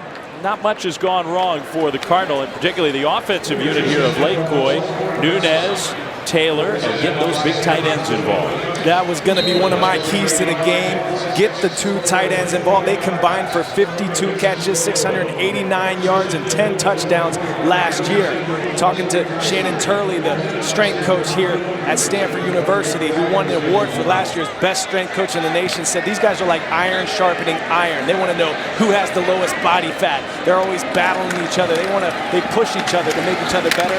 They're 2 of the best weapons that Stanford has, and they're tough to defend. They cause major problems for opposing teams' linebackers, and then when they get matched out there on the cornerback, the shorter guys trying to cover the big men who are 6'6", 6'7". They are handfuls for these guys, and Nunes is taking advantage of and using those weapons tonight. Stanford's got plenty of big boys on the defensive side of the ball, and the Stanford defense has been awesome here in this game against a very good Duke offense. Renfrey fakes the handoff. Here comes pressure. Renfrey takes a pop. He's got his man, though. Across midfield, the pass complete. Renfrey just got crushed. Desmond Scott with the biggest play of the game for the Duke offense. 30 yards down the middle. But James Vaughters made Renfrey pay for it. This is a guy who has pro scouts salivating. He's pinpoint accuracy on the deep ball. Right there you see his willingness to take a hit for his team, to try to provide a spark. He saw his wide receiver running down the slot wide open. He took one for the team, delivered the ball on the money. Big play for Duke. So the Blue Devils across midfield after the first down. Now Renfrey's going down. From behind, Trent Murphy with the sack. There's that guy Trent Murphy again. He had a great game last week. He only had 3 tackles, 1 tackle for a loss, but he was everywhere. He's on the bottom of your screen. Watch right here, coming off the edge. He gets a one-on-one, beats his guy with speed. Credit to the DBs again, making Renfrey hold that ball. Trent Murphy coming to life here again. Another big back-to-back week for the Stanford Cardinal defense. 6'6", 260 as an outside linebacker, sort of a hybrid rush end. Murphy rushing from the outside again here. The pass is low, intended for Vernon. Stanford thought maybe it had been tipped up in the air, and Richards was ready to take it the other way, but it's incomplete. After the loss on the sack, it's going to be 3rd down and 17 for the Blue Devils. It's going to be a tough 3rd down conversion here. Stanford defense is playing inspired tonight. I don't know if it's because they got their vocal leader back in Shane Scove. I'm sure he's been in the ear of Chase Thomas and the guys that say, hey, we need to come out and show some dominance here against this football team. They have some weapons, but let's show them what we can do, why we're one of the best defenses in the nation. I'll tell you what, I would like to see that replay again. Almost looked like the ball was batted up in the air. Downfield, and the pass caught for a 1st down into the secondary. And Renfrey with another long pass play, 33 yards to Isaac Blakeney. Isaac Blakeney's a big target. You see him there in your slot. He's 6'6", 235 pounds, a redshirt sophomore. Had a great game last week against Florida International. Starting to attack with the vertical game. I look for Stanford to start bringing some pressure and say, Mr. Renfrey, we're not going to give you that much time to throw the ball. Duke does get the ball inside the 20, though. Converts on the long 3rd down. Renfrey out of the left flat. Vernon with the catch, but the quick hit by Barry Browning for a short gain of a couple yards. And on cue, the Stanford defense did bring the pressure. That's why it had to be a quick pass. They brought some extra rushers. Vernon adapted, adjusted his route. But Browning, great play, knowing the situation, knowing that we're going to pressure, knowing the ball has to come out quick. Great one-on-one tackle in space against a great athlete in Vernon. That long pass play 2 plays ago is the first 3rd down conversion of the game for Duke. Renfrey hit as he delivers, and the ball is incomplete, and guess who? No surprise, number 93 again in on the play. He's just wearing the Duke offensive line out. And you're seeing why the Phoenix, Arizona native, the Butkus Award watch list for the top linebacker in the nation. You're seeing why he's coming to life, why he is getting the recognition. He's a quiet guy. He just shows up play after play. Last week he had batted a couple balls, almost had a fumble recovery for a touchdown. Went through his arms, but he's all over the field. I love watching him play. 3rd and 8 for Duke. Renfrey sends his back. In motion, Josh Sneed takes a shotgun snap. throws to Snead. Pass caught, but a tackle well short of the first down. Barry Browning, another sure tackle in the open field. That play gains just 3 yards. So we'll see what the Blue Devils decide to do. Looks like they're sending the field goal team out there, and they're just going to take some points. Down big. You figured Cutcliffe was thinking about going for it. Ross Martin, the place kicker, comes out for what will be right around a 30-yard attempt, maybe officially 29.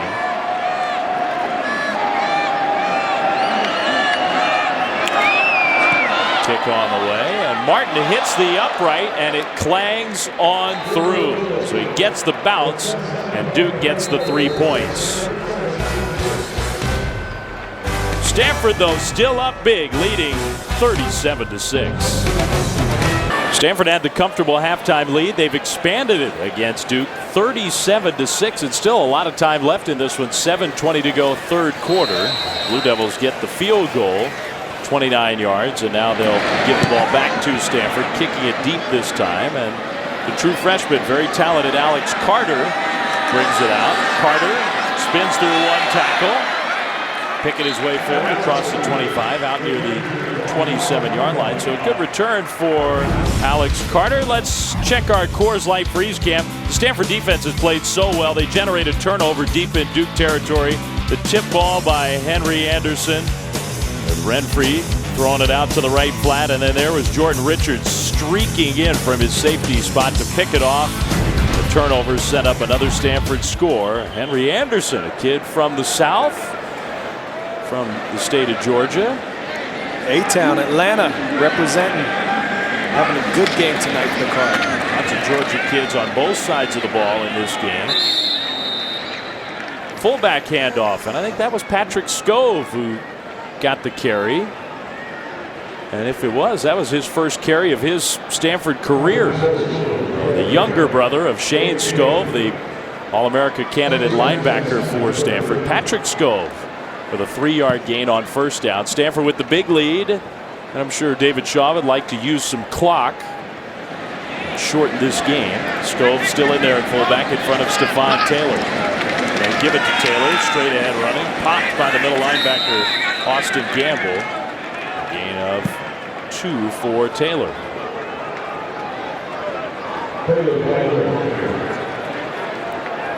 Stanford's offensive line has just been dominant all night long. As we mentioned, Duke Blue Devils defensive line were hurting coming into this game. They had to make the trip all the way out west. Last week's game, they played against Florida International University, and they had 98 snaps on the defensive side of the ball. They were putting second and third stringers in. They were hurting so bad. It's showing up tonight. Stanford, there could be some fatigue factor for the Blue Devils on defense. Third down and 4. Nunez looking right. He throws, and it's incomplete. Drew Terrell came toward the middle, and Nunez missed him. So Stanford a 3 and out. The clock stops. 5:50 to go. The Cardinal will punt the ball away, and Nunez doesn't look real happy about it. Quick chat with his head coach, David Shaw. Getting some coaching. Coach Shaw listening, seeing what his quarterback saw, what he was thinking. Helping with the erudition of a guy, like you said, Dave. He's been around the program. He just, that experience isn't there yet. Learning all the little things. Beautiful looking punt from Zaklinski, and no fair catch signal. Butler spun through one tackle and then fell down. So nifty move that didn't get him much yardage. Sean Renfree in the shotgun. Blue Devils with the ball. Connor Vernon, the catch for a 6-yard gain on first down. The senior from Miami, and we haven't talked that much about Connor Vernon, who is the all-time Duke leading receiver and has a chance to finish his career, real good chance, as the all-time ACC leading receiver. Gets another catch here and picks his way into the Stanford secondary for a nice gain, short of the 40. But a Duke first down, and the Blue Devils really going into the hurry up now. They have to do everything they can to try to steal some snaps, extend the game. Connor Vernon's in the slot. See Connett out there wide in the game. Renfree hits Scott, who makes one man miss, and a second tackler miss as well. And gets the first down, 14 yards into Cardinal territory. Desmond Scott with another catch.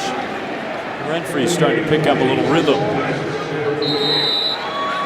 Still have Knet in the game. He's in the slot here at the bottom of your screen. Look for trickery when he's in the game. Faked a throw over in that direction, and a delayed handoff to Snead, and Stanford read that well. Skov and Devniak with the tackle, a 1-yard gain. Shane Skov so anxious to get back on the field. Hurt last year in the 3rd game for Stanford and compelled him to come back for another year here on the farm. Suspended for the 1st game this season. There's some pressure. Renfree throws and overthrows Vernon down the left sideline. Connor Vernon, top 5 already in the history of the ACC in terms of receptions, and moving on up. You're going to see number 42 right here coming in. That's Devniak once again getting a hit. And I'll tell you, Renfree doesn't like how many times he's been on his back tonight. The offensive line is having trouble dealing with the tenacity up front from Stanford's defense. 3rd and 10 for Duke. 4 receivers out of the formation. Renfree with a little pressure coming. Renfree throws middle, and it's intercepted. And Reynolds with Green in front of him. Reynolds is going to take it all the way. Touchdown, Stanford. 70 yards on the interception return.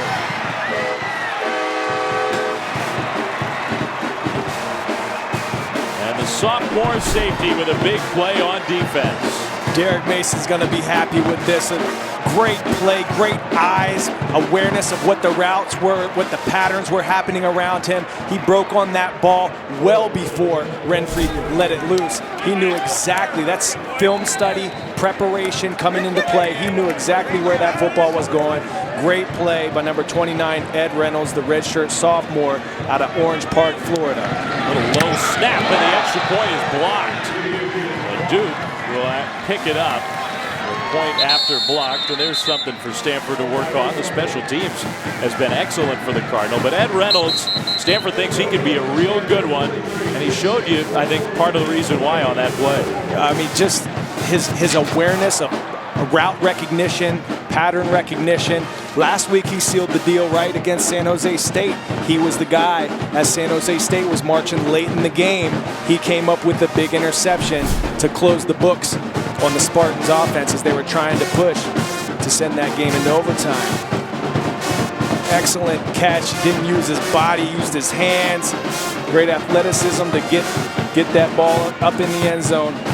Renfree never saw him. He thought he had single coverage. Didn't see the single high safety there in the middle of the field. But Reynolds, just an outstanding play. You don't ask for anything better from your free safety. And Stanford Boy lost a lot on offense from last year's 11-win team. Of course, the quarterback, the great offensive lineman.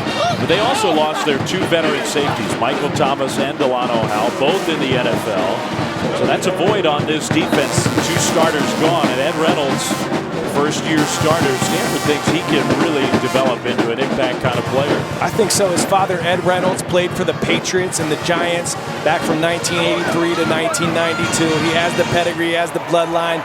You know, Pops has taught him all the tricks of the trade.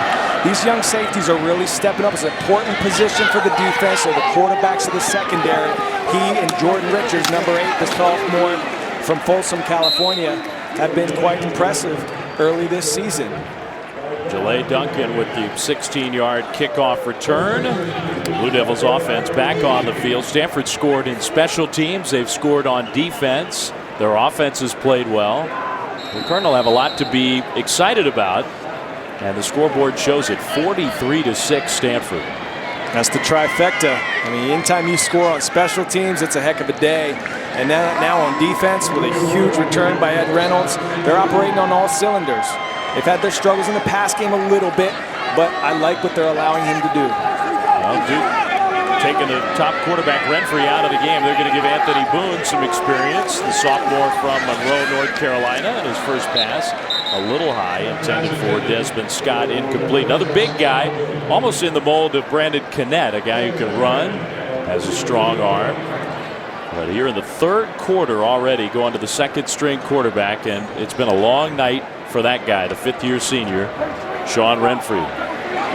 Yeah, it's tough. He's been putting the ball where it needs to be. Just great defensive play by Stanford. is what's been having him gives him some issues tonight. You mentioned Anthony Boone in the game now. I mean, he's a big guy, like you said, Dave. He's 6 foot, 235 pound, redshirt sophomore. Last year running the ball, he had 44 attempts for 129 yards, 4 touchdowns. They like him in the red zone to bring him in as a dual threat close to the end zone and the red zone areas there. So we'll see if he can add a little spark to the Duke offense. 3rd down and 11. Boone in the pocket, throws, and he's got his man coming across the middle. And Jamison Crowder breaks a tackle, breaks into the open. Inside Stanford territory, tackled finally down at the 31-yard line. So Boone hit him in stride. Crowder did the rest, 43 yards through the air. That's exactly what we talked about. A quick strike on a dig across the middle. Great execution and great ball placement on that. That's a stat killer for the Stanford defense. Defensive coordinator up here in the booth, Derek Mace is not happy about that. He's been having a great game statistically for this defense, and then a big play adds a chunk of yards to the stat sheet. The Blue Devils with Boone now in at quarterback into Stanford territory. Boone's going to keep it, and that was well defensed by the Cardinal. David Perry excited about it. Nose tackle. Sophomore from Marion, Iowa. Big 6'2", 300-pounder. Watch him here in the middle. I believe he was even just dominating the guy. I mean, just punch and shed and bull rush, and that's exactly what we want to build. 2 gap there at that nose tackle position. Great execution, textbook. He started his career as a walk-on and has become a very good player. Boone left flat, and the pass is caught by the tight end, David Reeves. Tackled by Alex Carter, Stanford true freshman, now getting some snaps on the defensive side of the ball. Another kid with bloodlines, his dad, Tom Carter, you might remember him, a star at Notre Dame and had a long NFL career himself. Stanford has a lot of players whose families have great football history. 3rd and 7 for Boone and the Blue Devils.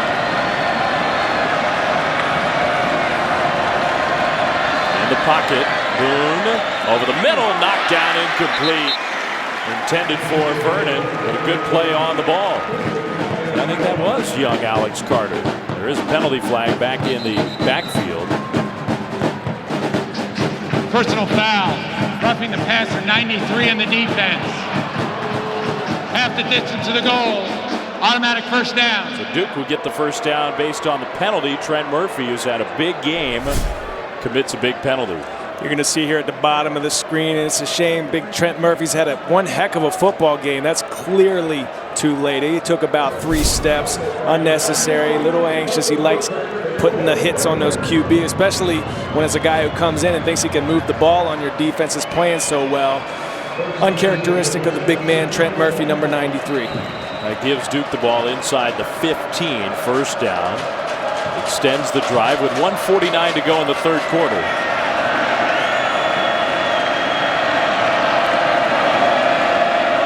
Boone from the shotgun. And the handoff straight ahead running, and good running. Shaquille Powell with the carry. I say Powell, that's Jalay Duncan, the true freshman from Charlotte, North Carolina. So they're rotating a few backs in now. Duncan for 9 yards. Got Kennett in the game. Watch for the quarterback. Boone to motion out. Let Kennett get a direct snap from the center. Trick play. There it comes. So Kennett now will send Boone out to the right side. Kennett gives the ball. No. He kept it. Good ball fake there. He gets ahead inside the 5 and may have a 1st down. It'll be close. Brandon Kennett stuck the ball in the gut of Duncan. They like Kennett in this situation. As we mentioned, he's a big guy, 6'2", 225 pounds. When you only need a yard or 2, they like his chances of falling forward. They like to use him in those short yardage situations, and that misdirection, the confusion, gets a little crease, allows the big athlete to try to make a play. Confused us up here in the booth. Great execution of a wildcat type of formation and play. It is a 1st down. Brandon Kennett got just enough. Brooke highlighted him in our pregame before kickoff, how Duke likes to use him. Stanford did not defend the Wildcat stuff last week very well at all against San Jose State. They have done a much better job in this game. But now it's 1st and goal, Blue Devils. Final minute plus of the third quarter. Anthony Boone has led Duke on a drive. Now Boone again splits out wide left, and it's Knet who's the quarterback. He's going to keep it left side, breaks a tackle, powers his way in, touchdown. Pretty impressive from Brandon Knet, 4-yard run, and it's the first touchdown of the game for Duke. That looks almost exactly like the touchdown that he scored last week against Florida National. Just a big, strong athlete, leaning forward, getting the extra yardage. Anytime he comes in the game, he's going to get the ball. He's one of their best playmakers. We talked about, Brooke mentioned earlier in the game, he's not even on the 2 deep. He's not even on the depth chart anywhere. But he can play a variety of positions and hurt you in a variety of ways. Extra point is good. So the Blue Devils get into the end zone for the first time. Stanford still has a 30-point lead here at home. But Duke got a spark from their 2 second-string quarterbacks, Knet and Anthony Boone. And the Blue Devils with an impressive drive. Let's take one last look at Brandon Knet. He's going to follow his lead blocker, number 25, up through the hole. Great job blocking by number 17, the big receiver, Isaac Blakeney, 6'6", 235 pounds, to allow the quarterback to have a crease. You know, this guy, we talked with Coach Cutcliffe earlier in the week. He said Brandon Knet, although he's not on the 2-deep roster, he's going to be very busy, a very busy guy. He's the PP, the personal protector on the punt team. He's on the punt return team. He plays quarterback, he plays receiver, running back in the Wildcat formation. Coach Cutcliffe said he can handle it, though. He's used to commotion and action. He's got 6 siblings. He's used to all that. And a kid who's come back here to the West Coast, grew up in Corona, California, which is a great football hotbed inland of Los Angeles. A great history of high school football down in that area. Kickoff return here for Carter. Alex Carter's done a nice job in the return game. Stayed on his feet, got some extra yards, 17-yard return. Stanford will have the ball 1st and 10 at their own 28. Leading by 30 here. And still moments, I think, Coy, for Josh Nunez, second game that he's ever started. Still some moments for him to try to hone his skills. These are not just giveaway series. Yeah, that's what they needed to do. We talked about in the pregame, you and I, Dave, talked about how last week they ran the ball 41 times. They only threw it 26. Already after that last drive, they've run it 20 times, thrown it for 27. So pass ratio is way up. They're letting Nunez get his different looks, get that confidence in the pocket. They've got a pretty formidable opponent next week in the USC Trojans, so it's good to get that confidence built up for Nunez. Carry there for Raymond Wright, redshirt freshman. For no gain, Duke was sort of stacking the line of scrimmage there. Yeah, you mentioned the Trojans will be here. USC's second-ranked team of the country. Another big offensive day for Matt Barkley and his 2 wide receivers, Marquise Lee and Robert Woods. And the Cardinal will be challenged next week, that's for sure. Not a whole lot of challenge here in this one. The final seconds of the third quarter tick away, and Stanford takes a lead to quarter number 4. Cardinal 43, Duke 13.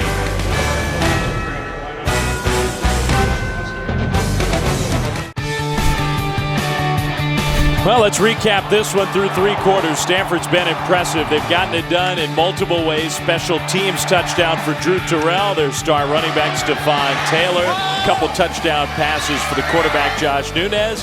And even the defense, Ed Reynolds, 71 yards, interception return for a defensive score.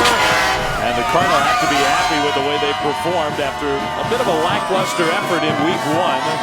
Stanford survived a challenge from San Jose State. The Cardinal have been sharper here in week 2. And they have a 43-13 lead here at Stanford Stadium. As the fourth quarter begins, Duke just got into the end zone for the first time. So Stanford has the ball. It'll be 2nd and 10 for Josh Nunez and the Stanford offense.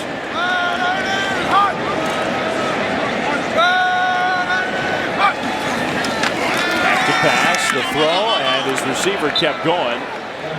It's Cody Whitfield, the true freshman, was the intended target there, incomplete. Cody Whitfield, who's got great Stanford bloodlines. His dad, Bob Whitfield, one of the all-time greats at Stanford, a Stanford Hall of Famer, had a great NFL career himself at left tackle. Yeah, it's funny seeing him out there as a wide receiver when you know what his dad looks like. He's a house. Great career as an offensive lineman. Played with the Atlanta Falcons. They love Cody Whitfield. They think that he can be a dynamic receiver in the future for this football team, and they're trying to bring him to life a bit here late in the game against Duke. Now flags thrown. The play clock went to 0. I don't think Stanford got the play off on 3rd and 10. Delay a game, offense number 6. 5-yard penalty, remains 3rd down. David Shaw doesn't look happy. Stanford's got to get that cleaned up. They've had too many of those here in the first 2 weeks of the season. Maybe part of the learning curve for a new quarterback. That can be partially on the quarterback, also on the coaches to get the play in a little more quickly. 3rd down and 15 here for Nunez and the Cardinal. Nunez pressured. He throws a little screen pass out into the right flat and a broken tackle. Cutting it upfield right now, goes back middle. Raymond Wright to midfield. And a stiff arm play right. An impressive run after the catch. Here comes a flag in on the play. Stanford gets the first down to much more, 34 yards for the redshirt freshman from Fort Wayne, Indiana. Raymond Wright, we'll see what the penalty call is.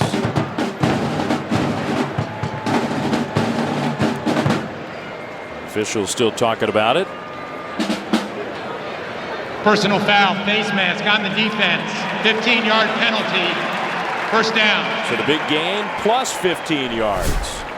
You're going to see a defensive stunt coming here. Thought he's coming through, but it was a screen. Nunez doing a great job executing that, letting us staying in bounds right here. Great athleticism, awareness, knowing where that first down marker is. Made sure he had that, and now see what else he can get. Great play by the Deuce. I like that number 22 on the Stanford Cardinal. Yeah, you do, huh? Looks pretty good. And the all black, too. Stanford's look here.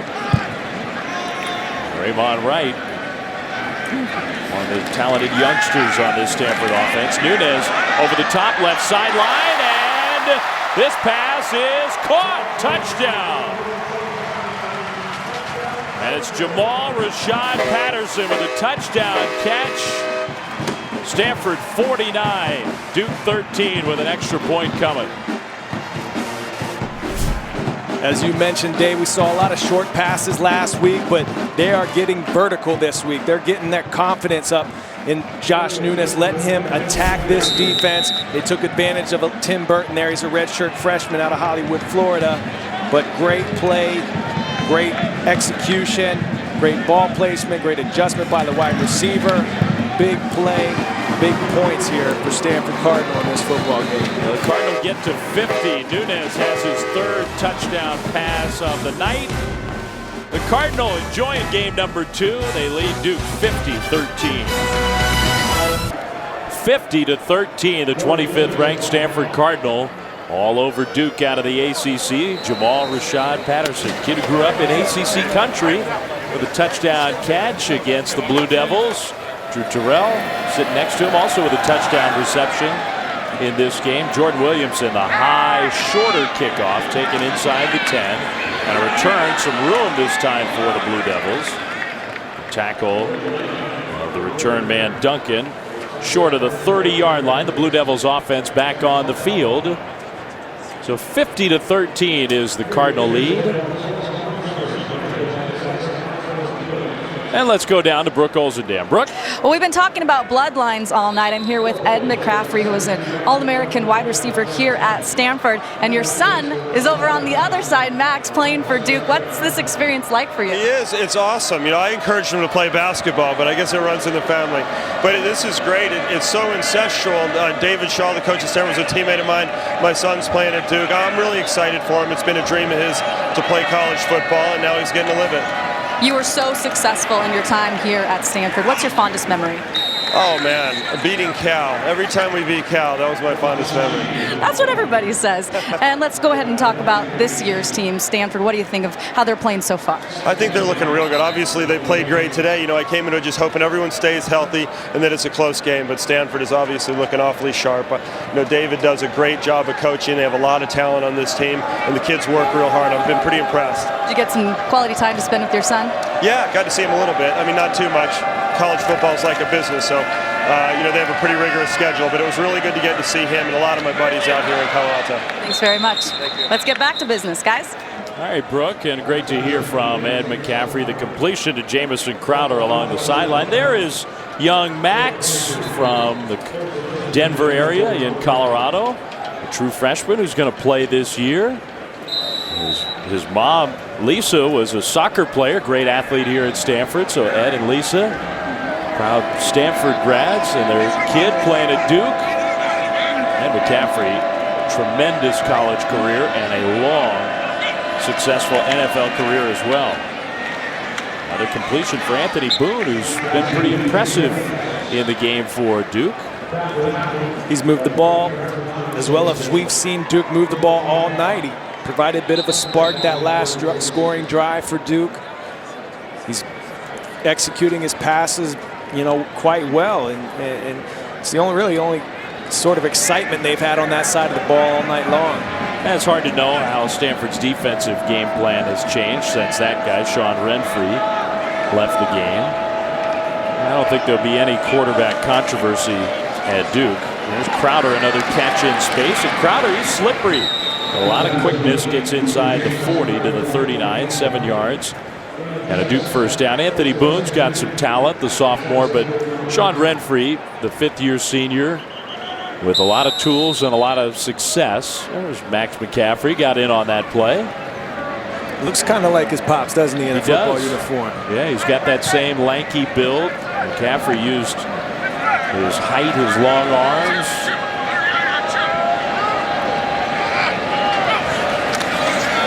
There's a little quick hitter out into the right flat. Scott with the catch. The tackle short of the first down. I think the McCaffreys have another son who's a very good high school football player. So another one sort of coming down the line. It's an athletic family for sure. Another connection between these Duke and Stanford teams. Max, just wondering, am I supposed to be right there? He's a true freshman. Deer in the headlights, those eyes wide open. He's allowed to be a little confused. Hand off and a big hit. Good persistence by Jalay Duncan, the ball carrier, but Josh Morrow and company wrestle him down. Third down coming up after no gain, 3rd and 4 for Duke. Jalay Duncan looks like a kid who could help the Blue Devils down the line. Another true freshman.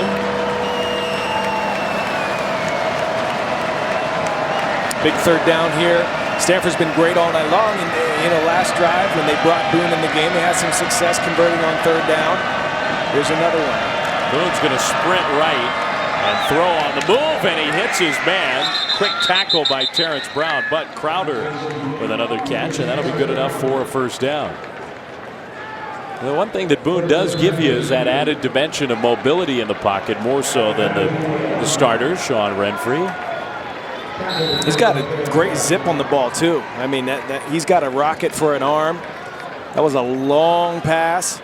On a rollout, he was on the move and rifled it in there for a first down. It ends up being their third down conversion of the night. 2 of those 3 came from Boone on pass plays. Renfree watching. Blue Devils on the move. Boone faked the handoff and nobody was there. He's running the option and nobody's there. And he stays alive long enough to get hit hard. But that was not how it was designed to go. He wanted to pitch it, then he didn't want to pitch it, and then he wanted to pitch it. A lot of indecision there, and Stanford defense, as they have all night long, great pursuit, run into the football, lost yardage play. Coach Cutcliffe's had a long night. It's been a long trip out here from the East Coast. Sure, it's not the way he had things drawn up in the playbook. The play fake doesn't work all that well if there's no running back in the area where you're faking the ball. Boone hit as he throws, and he sails that one over the head of Duncan. So incomplete. Another hit on the Duke quarterback will set up a third down. The Blue Devils traveled out yesterday, the long trip from Durham. They landed at SFO. Took the entire team quickly up to the Golden Gate. Everybody got out, saw the ocean, saw the Golden Gate Bridge, the San Francisco skyline, and that was it. About 15 minutes of sightseeing and then back to work. Snap a few quick pictures to say, hey, I was here. Mom, Dad, look. Golden Gate Bridge, but then it was down to business. Came down to the farm, and Stanford defense just dominant all night long. The Griswolds would have been proud of that sightseeing effort by the Blue Devils. Into coverage, and the pass is incomplete. Reynolds was there. So was the other safety, Richards. So Boone incomplete, and on fourth down and long, I imagine the Blue Devils would just go for it. The game has essentially been decided under 10 minutes to play. Barry Browning also in on that defense for Stanford. There's Derek Mason, who by trade is not just the defensive coordinator, also a defensive backs coach. That's his specialty. Derek Mason, I think, very pleased with the way his DBs are playing here tonight.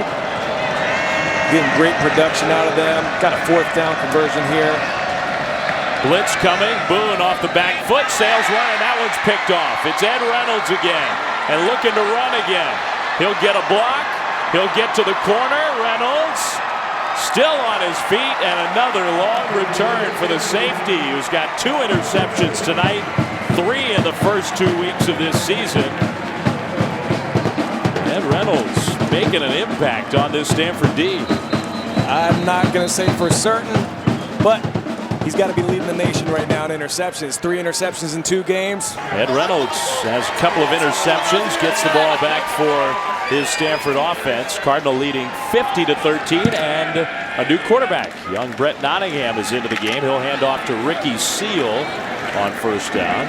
Well, Stanford may well be content to keep the ball on the ground, but a chance for the very talented Brett Nottingham, a Bay Area kid from across the Bay, Alamo, California. Big, 6'4", with a lot of tools, Coy.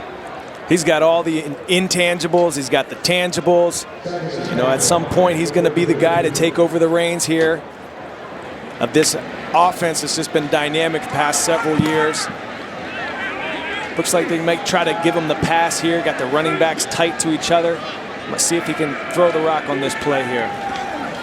Play fake. And Nottingham will hit his man in the left flat. Pass caught, and then a quick tackle.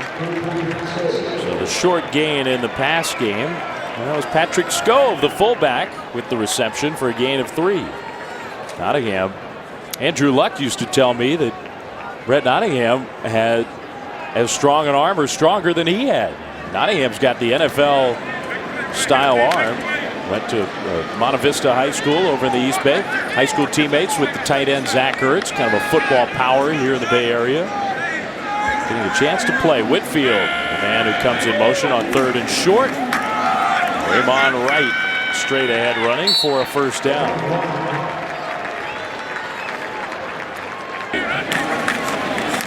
Wright manages to fall forward after getting tripped up and does get a couple of yards on the carry. Big day for the Pac-12 on a national platform. Getting some notoriety for the West Coast. Opening a lot of eyes on the national scene today in college football.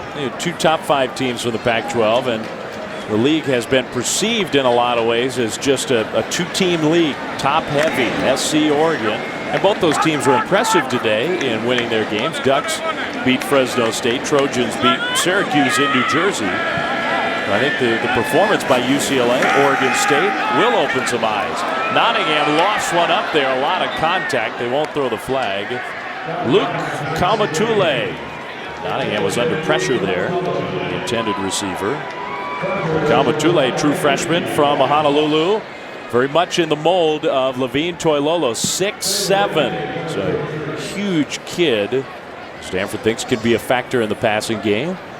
Huge kid with a huge number 98 for a tight end. That's kind of odd. Threw me off a bit there. I didn't know what they did. You know, Nottingham was pressured on that play, tried to throw up, but nothing there for him on that play. Kaumatule recruited as a defensive end and maybe sort of started camp that way. He wears that number. Nottingham completes it to Jamal Rashad Patterson, short of the first down. We're also seeing Coy, and we'll see what Stanford does here on 4th down. They're going to send the field goal team. But Kyle Murphy, Andres Pete, a couple of true freshman offensive linemen were in on that sequence. Nottingham and some of the young guys getting a chance to play in this blowout game. 6.5 minutes to go. Williamson will attempt what will be about a 38-yard field goal. Williamson's been very impressive early in 2012 after the extremely disappointing way his season ended last year. This kick is on the way, and it is no good. He pushed it to the right. Williamson misses his first field goal of the year, and it stays Stanford 50, Duke 13.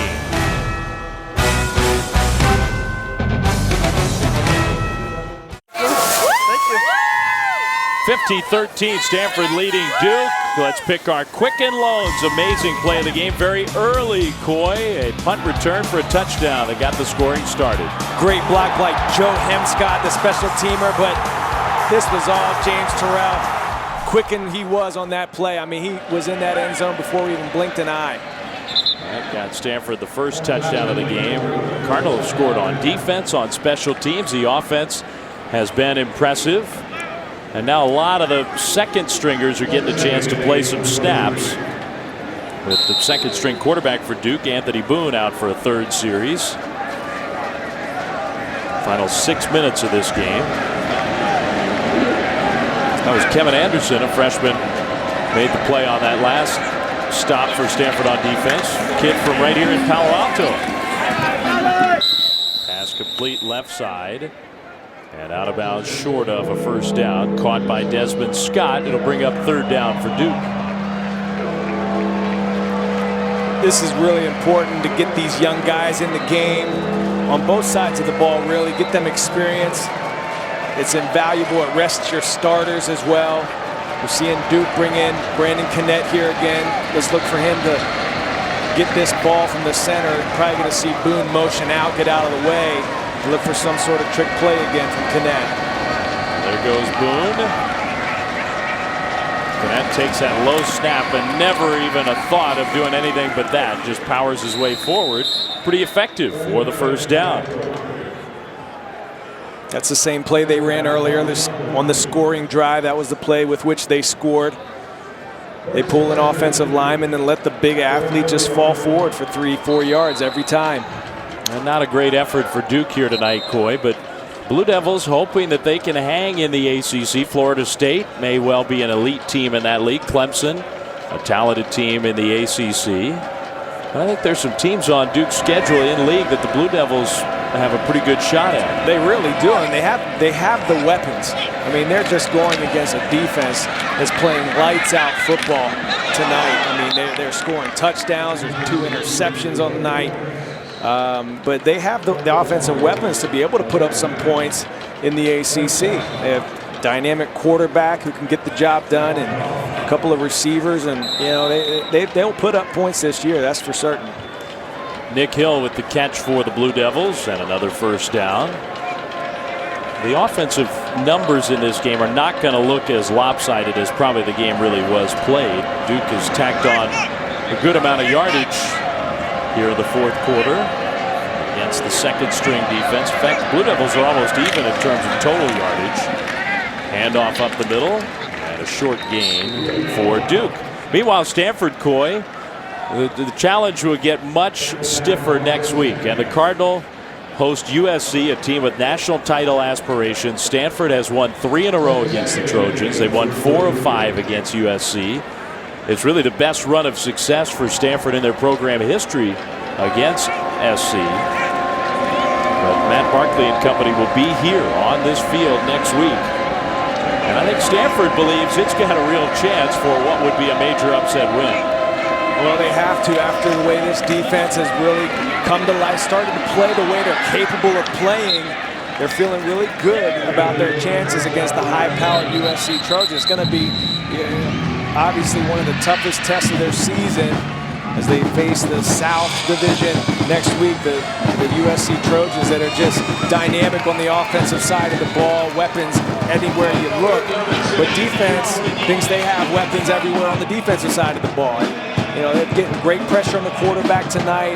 They're just executing well. I know they're playing against a team that's slightly undermatched for them, but they're executing well. You don't see a lot of mistakes coming from the defensive side of the football.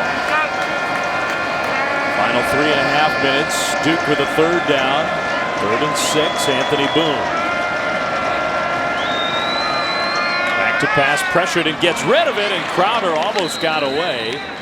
Tackled there to save what would have been a touchdown, but it is a first down, 13 yards. Zach Hoffbauer, who is another true freshman, getting snaps, made that tackle. The biggest challenge, I guess, when you face the Trojans, I mean, they've got athletes everywhere. They have a great quarterback in Matt Barkley, but to me, for Stanford next week, the matchup against Woods and Marquise Lee on the outside, you got to find a way to slow those two guys down. Yeah, there's no question that Barry Browning and Terrence Brown are going to have their hands full with two of the best wide receivers, not just in the Pac-12, but the entire nation. You know, defensively, I think Derek Mason's going to have to come up with a scheme to put the pressure on Barkley. I look for some pressure up front. You're seeing a lot of zero coverages tonight, almost as if to warm up those defensive backs for what they may do next week. I mean, you have to put the pressure. You can't let a guy like Matt Barkley sit back in the pocket with all kinds of time with those types of weapons running down the sideline. So, you know, they're getting a lot of reps tonight at these zero coverages. You just saw one last play there with Zach Hoffbauer, you know, making a good tackle.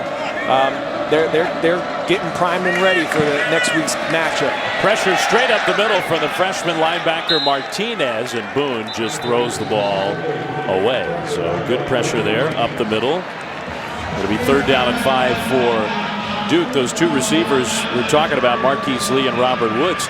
And in some ways, you're right, Coy. This game is, although on maybe a different level, but excellent preparation, because SC, so much of that quick passing game, so much of their offense now is just getting the ball quickly out on the outside to one of those two guys and letting them run.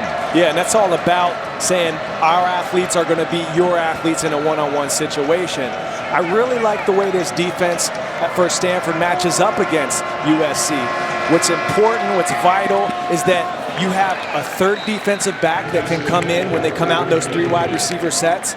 Stanford has that. Uswa Aminam, we didn't call his name too much tonight, but number 15 for Stanford is a dynamic football player in the nickel position. He said, I love playing that nickel position. It's like I'm a linebacker, I'm a safety, and I'm a corner all rolled into one. He's a petroleum engineer here at Stanford is his major. The guy's smart, he's crafty, he had a heck of a football game last week. I believe he was the player of the week. He had 6 tackles, 4 tackles for a loss, 2 sacks, 1 fumble recovery. I like the weapons that Stanford has on defense and matching up against USC. Over the middle, the pass caught, and it's a first down for Eric Schneider, the freshman tight end for the Blue Devils. So Duke went for it on 4th down and converts. Final 2 minutes now, 50-13 Stanford. Talking about the matchup next week here. The Cardinal will be hosting USC. Conference play underway for both of those teams. The Pac-12 with the North and the South, Oregon and SC considered the heavy favorites in each portion of this conference. And Stanford has had the Trojans' numbers, so we'll see. Ball knocked down at the line of scrimmage and incomplete. You know SC has circled the game next week because of what happened last year and the years prior. Andrew Luck and company with a triple overtime win, just an all-time classic last season down at the Coliseum. It's going to be a great matchup next week. Not just we've been talking about the players, but what a great coaching staff on both sides of the football. You know, for both of those football teams, it's going to be a meeting of the minds. It's going to be a chess match all game long. They both have athletes on offense and defense, so game plans, schemes are going to be a huge part and factor of that football game. Pass incomplete. Coverage there intended for Jamison Crowder. 3rd and 10 coming up. Final moments of this game from Stanford. The Duke Blue Devils will have a long flight home. Have to regroup as Duke still has some real expectations for their season, but Josh Nunez and company can celebrate a victory from start to finish. Stanford dominated in this one. And Nunez, I think Josh Nunez can be pleased, but also still some things for him to work on. Yeah, he's, leaving the half when Brooke interviewed Coach Shaw. Anthony Boone with an impressive run for a first down. The ball popped out though, and Stanford recovered. So Boone got hit hard after a really nice run, and the ball came free. Stanford generates another turnover on defense, and Boone will limp off to the sideline. Stanford's going to improve to 2-0. Anthony Boone and the Blue Devils a little down about the way this game has gone. Hey, they came out and they tried their best. They're going against a dynamic football team who operated on all cylinders tonight. They scored on the offensive phase of the game. They had scores on the defensive phase of the game, and special teams as well hit them. Stanford just put together a masterpiece tonight in all phases of the game. Well, our State Farm post-game report comes up. We'll hear momentarily Mike Gambrick, New Eisel, Curtis Conway in studio, scores and highlights from around a big day in the Pac-12. Interviews and analysis, much, much more, as David Shaw and David Cutcliffe will meet at midfield, shake hands, and the players exchange some pleasantries after a hard-fought game that went all Stanford's way here. The Cardinal, 25th ranked team of the country, and they looked it maybe even more so here tonight as the final seconds tick off and the final score, Stanford 50, Duke 13. The Cardinal improved to 2-0. Drew Terrell with a big game on special teams as a receiver. The tight ends were involved. Stephon Taylor did some nice running. I thought, though, in a lot of ways, though, Trent Murphy and the Stanford defense, Coy, were the story. They dominated Duke's high-powered offense. They did it. Last week, although there were only 2 drives, really, that San Jose State moved the ball, I didn't see them play with a lot of passion. And, Coach Shaw talked about never underestimate a man's desire, is what he preached to his team this week. And what he was talking about was, guys, look, we have the talent. If you play with passion and you have desire, we're going to be tough to beat. It's sunk in this week. The Stanford Cardinal, they regrouped and said, we're better than this. They have a week now to prepare for the USC Trojans. School's not in session yet. They have a little extra study time. I like that for the Cardinal, moving in, had a little more prep time for the USC Trojans, who are in classes already. But a great performance all around, offensively, defense, special teams, all contributed. Everyone is proud and happy here in the Farm tonight. Well, Andrew Luck is not here any longer. This is Josh Nunez's team and offense, and Nunez showed some real positive stuff here tonight. Still some things for Stanford to work on as they'll welcome in the number 2 ranked team in the country to Stanford Stadium next week. Stanford now gets ready for the USC Trojans. So our final score for Coy Wire and Brooke Olzendam, Dave Fleming saying so long. Cardinal 50, Duke 13.